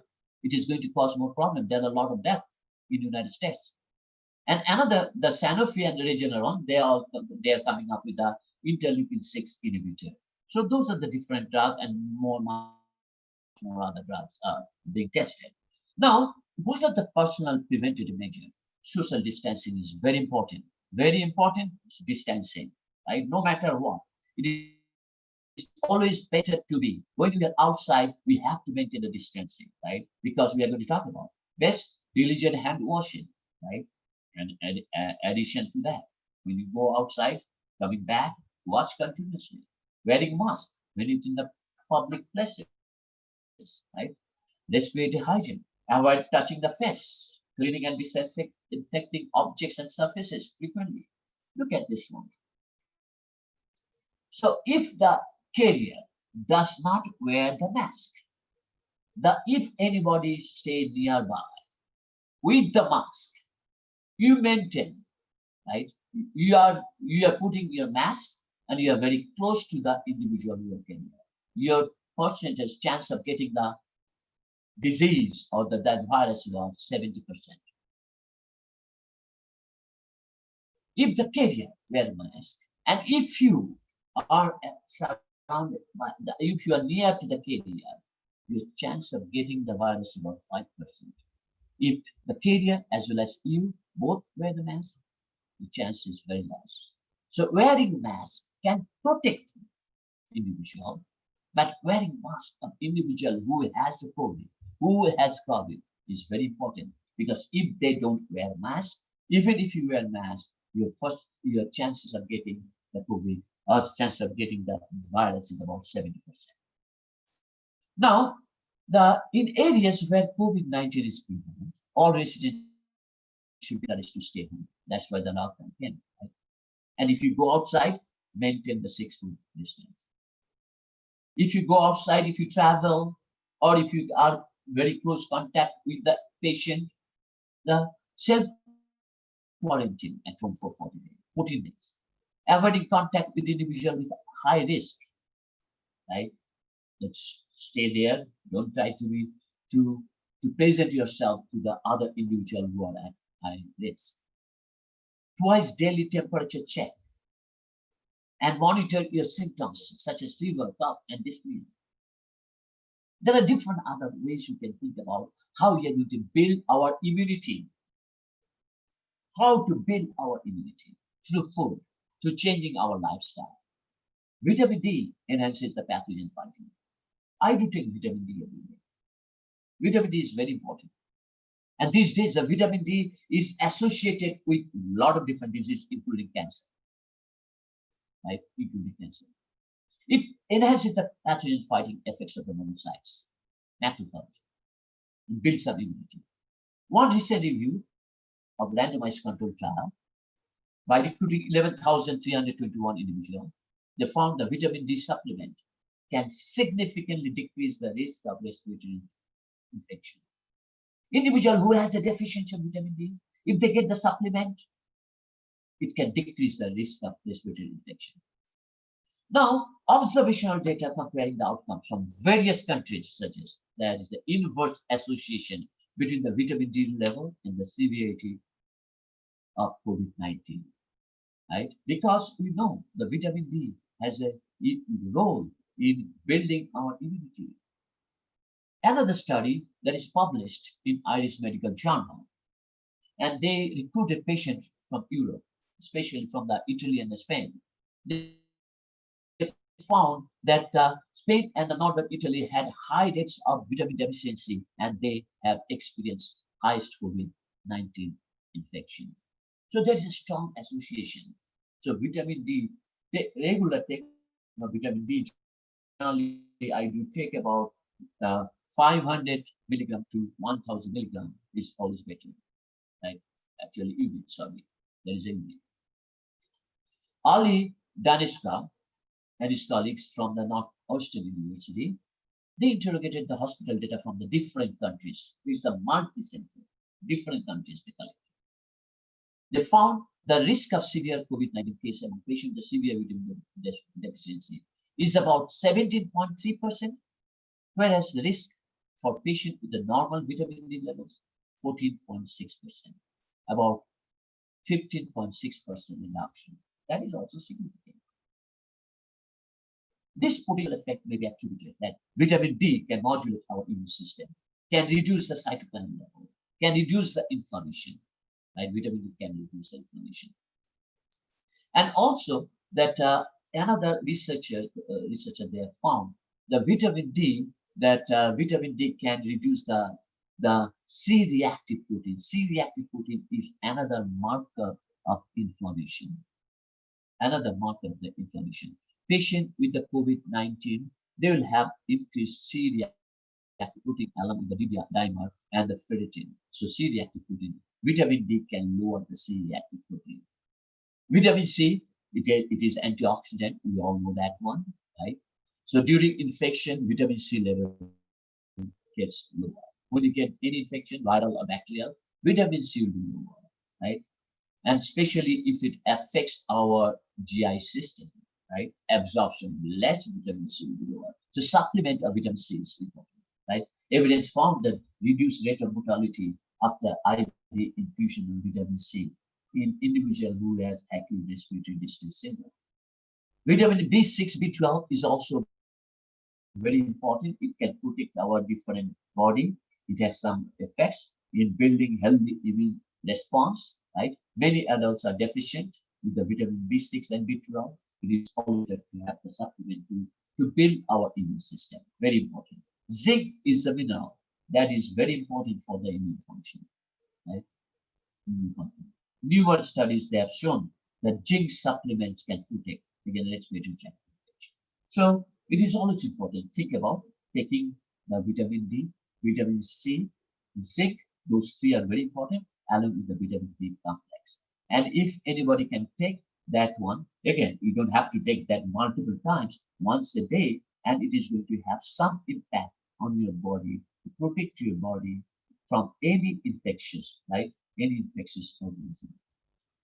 Now, what are the different food? Garlic is another. I also believe that garlic has a powerful anti-inflammatory antiviral effects, right? Garlic, it can enhance the function of the immune system. So it can increase the effects of the macrophage. Macrophage is going to play a role in the first part of the defense, right?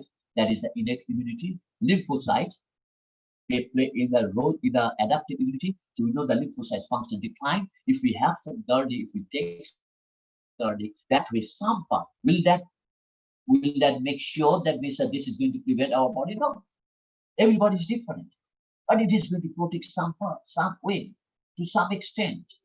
If you get the infection, may not be severe. So the lymphocytes, right? Natural killer cell, eosinophil. So it is important. Garlic also can modulate the cytokine secretion. Curcumin, ginger. Curcumin is well known for the anti-inflammatory effect. So curcumin means the turmeric. The turmeric has a curcumin. And we take a lot of curcumin. It has anti-inflammatory property. Ginger has anti-inflammatory property. So movement is another part, importance, very important. Movement and activities are important to maintain quality of life, right? We know that if we get older, we do not tend to move that much, especially in the Western society, especially in the United States, right? They do not move that much. They lose their activity, and the movement is very important. Exercise is important.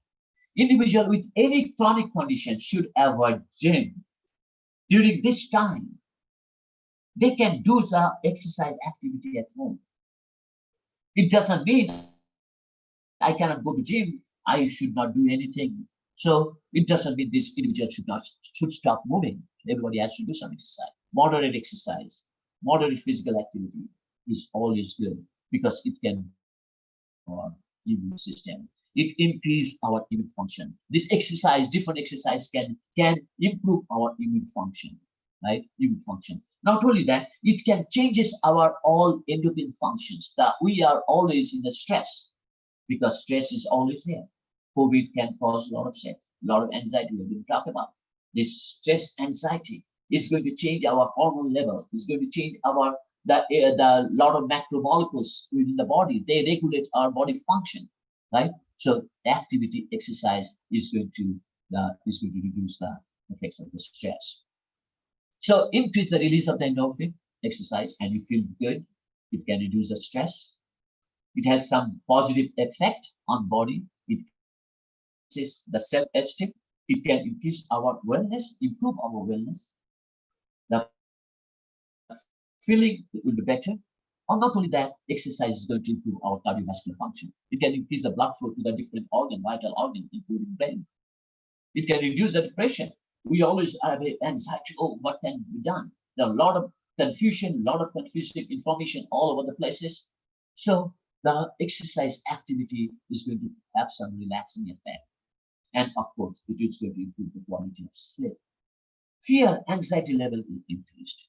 Stress has grown considerably during this pandemic, right? Causing a lot of stress hormones such as cortisol, adrenaline, increase in the body, causing multiple changes, cortisol and adrenaline. Adrenaline is going to increase the heart rate. It's going to change our cardiovascular function, right? Cortisol can increase the amount of the blood sugar. So increased cortisol secretion can also suppress the natural killer cells. So this stress is a chain of reaction. We get the stress from the pandemic, and pandemic itself can cause some suppression of the immune function and causing further immune decline because of the hormones, cortisol production. So what can be done through exercise, through relaxing, breathing exercise? This is I do practice every day. So the left nostril breathing, we all know that, I used to teach yoga, meditation in India when I was in Calcutta. Left nostril breathing, right nostril breathing. Left nostril breathing means inhale to the left nostril and exhale to the right. One set of 10. Left nostril breathing is going to cause more relaxing effect. Left nostril breathing can activate parasympathetic system. Left nostril breathing can cause reducing the heart rate. You feel better. Right nostril breathing, just opposite. Right nostril breathing means you inhale through the right nostril, exhale through the left nostril. Right nostril breathing activates sympathetic system. Right nostril breathing is going to activate you more. sometimes you see, oh, I'm so lazy to do something today.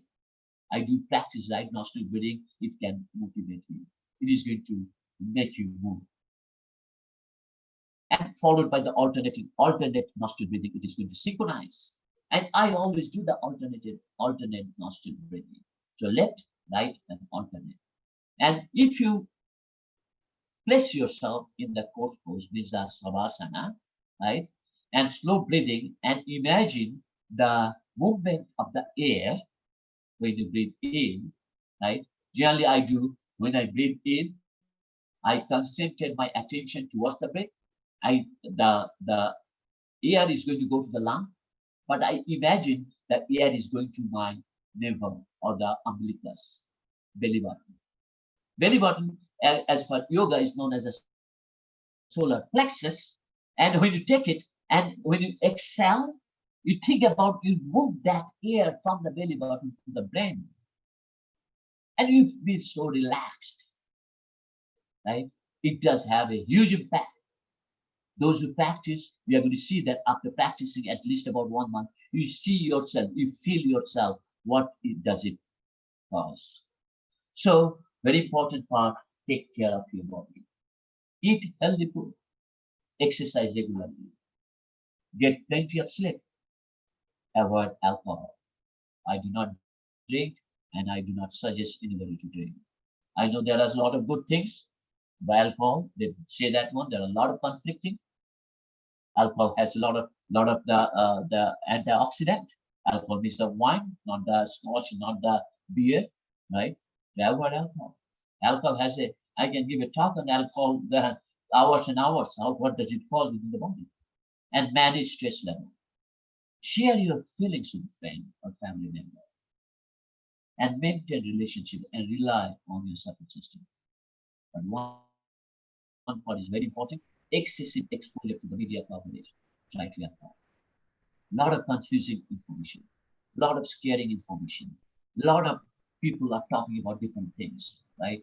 So there is no science behind it. They talk about sometimes. And then they reverse the situation. These are my references. These are my references. So, and thank you for everybody to listen to my lecture. And this is my, and I have another lecture in Calcutta, in West Bengal, next week. So hopefully I try to manage my time, but this lecture is generally for 2 hours. I have little time, so I had to rush for, and hopefully everybody gets something out of it, and stay healthy and be safe, right?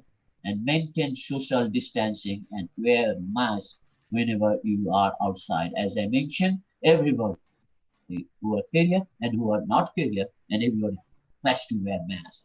And the washing hand is another important part, very important part. Don't think when you drink.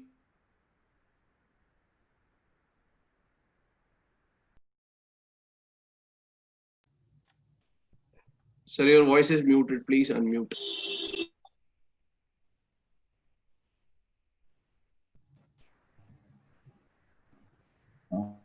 I do not know what is happening. Can you hear Yes, me? sir. Yes, sir. Yes, sir. Okay. Loud and clear. Okay. So be safe, right? Be safe and stay healthy. Okay, can you hear me? If you have any question, Yes, yeah, I can. Yeah, so, okay, thank you, Dr. Ghosh, for this fantastic presentation. So I don't know whether do we have time for questions or anything, Amrit? Yeah, I have time. Okay. And so there are multiple questions in the chat box, and there are 2 questions. I think we have time for that. I cannot hear. Hello? I cannot hear. So is anybody directly questioning Dr. Ghosh, or we have selected a couple of questions? No, sir. Only you can ask questions. Participants, please mute yourself. All right. So we have selected a couple of questions for Dr. Ghosh. The first question is from Dr. Saurabh Chakraborty of Bidhannagar Government College. his question is, what will be the long-term effect who recovered from COVID-19? Dr. Ghosh. Long-term effect, because any viral infection can cause some autoimmune changes in the body, because it is going to change the immune function. So there are chances of autoimmune diseases, any neurological, right, orthopedic. For example, patient might have any kind, multiple sclerosis is one of them. Not only that, because this virus is going to affect the multiple organs, and depending on the patient went through, and patient got reversed back. So if the patient has some kind of the involvement in the cardiac tissue, the patient will suffer from some cardiac dysfunction. Patient might be at a high risk of stroke. Patient might have some neurodegeneration. So patient might have some kidney malfunction, right? So long-term effects, no one knows, again, depend on the severity of the illness. Most patients who were severe, if they reverse back, right, then they will have multiple organ dysfunction, right? Even the patients who are older, patient didn't have any comorbid situation, patient is coming back, patient came back from that situation, patient might have some problem in the breathing. So breathing exercise needs to any patient, because the lung is the first organ that will be affected. Even the mild or moderate or severe patients, everybody has to practice the breathing exercise. So it will have long-term consequences. And that's why just last week I gave a talk on the pulmonary rehab in Spain. And we talk about what to do, how we are going to, during the disease, when the patient has a disease, how we are going to position the patient in order to clear the lung. What can be done to clear the lung? There are different techniques, the percussion technique, the cupping technique, there are different techniques, positioning technique. We can we can increase the clearance of the fluid from the lung. So very important. So any organ can be affected. Okay. Thank you for that question. Okay, and we have another question for you. That sounds pretty interesting, and probably you are expertise on this. This is from Dr. Shobhan Niyogi from Krishnanagar Government College. What is your opinion about the use of homeopathic medicine in prevention and management of individual with COVID-19? That's interesting. Very good question. Homeopathic, I practiced homeopathy when I was in Kolkata, charitable practice. And I remember when I was practicing, there was a lot of flu and all these things. I used to prescribe the two drugs that is called the variolinum and melangium. There are several individuals, they have a dust allergy and some immune dysfunction. I used to prescribe also arsenic 30, arsenic 6, and mostly arsenic 30 I used to prescribe. And camphor 1 for the individual who has the viral infection, I used to give the camphor also. So homeopathic medication is the principle is based on Similia similibus curantum, and camphor 1M or camphor 200 or the arsenic 30 or arsenic 200 can have some impact in reducing the severity of the symptoms, although there is no scientific documentation. So being a homeopath, I know there are several things. You might see them, Mr. Sam, on my picture, what is published in that. I had a mole here. This mole, when I went to the doctor, they said they are going to do the surgery. But I used my homeopathy here in the United States. I used my homeopathy and I got rid of that one. And I went to show the doctor, what did you use? I say, I didn't use any drug from you or allopathic. I used my homeopathic medication. And it is gone within a month. So I still use the homeopathic for myself. But again, the practicing homeopath, I have to get the license here. That's what I didn't take the license. When I came to United States 30 years back, there was no homeopath. Now a lot of homeopaths within the United States, and now they allow the homeopath can practice if they take the test and get the license. So homeopathy is another way. It doesn't have some side effects. It may give you the benefit, but it will not cause any side effects. That's the benefits of homeopathy. So, okay, thank you for that question too. Okay, so thank you, Dr. Ghosh. Thank you very much. So I think we're done with the time limit. Over to Dr. Amrit Mitra. Thank you all. Thank you very much. Thank you, sir. Thank you, sir, for your enthralling presentation. Thank you very much, sir. We have learned so many things from this particular presentation. Really wonderful. Thank you. May I now invite Dr. Shantanu Chakraborty, the principal and the mastermind of this particular webinar, to deliver the vote of thanks. Over to you, sir.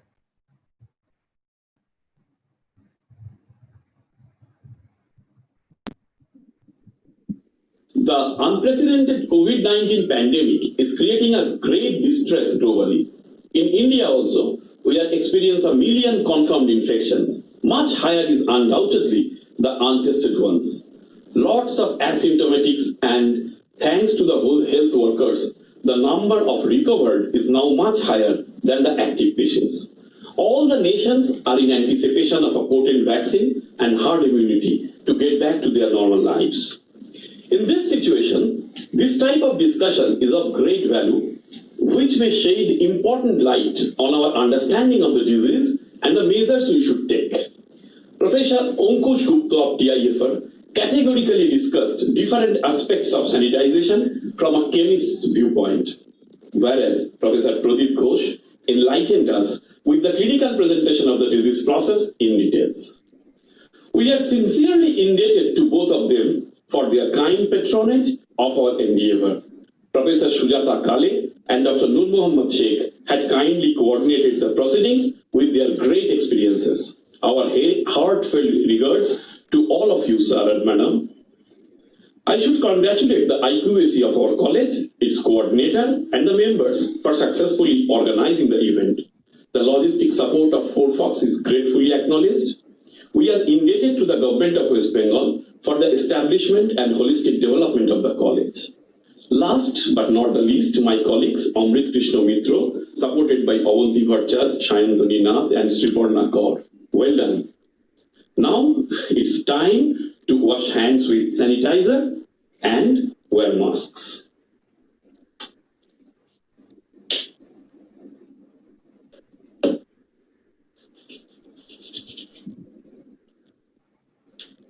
Stay home, stay secure.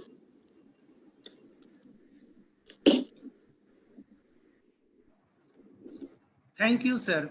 Thank you, sir, for this unique vote of thanks. Thank you very much. Thank you all the participants. Hope to meet you again. Bye for now. Please take care and stay safe. Thank you all. Thank you. Thank you for organizing this. Thank you, sir. Thank you for organizing this. Bye, Amrit. Thank you very much. Bye, sir. Thank you. Thank you so much. Bye, Amrit. Really a very Bye, good madam. session. Thank you. Thank you.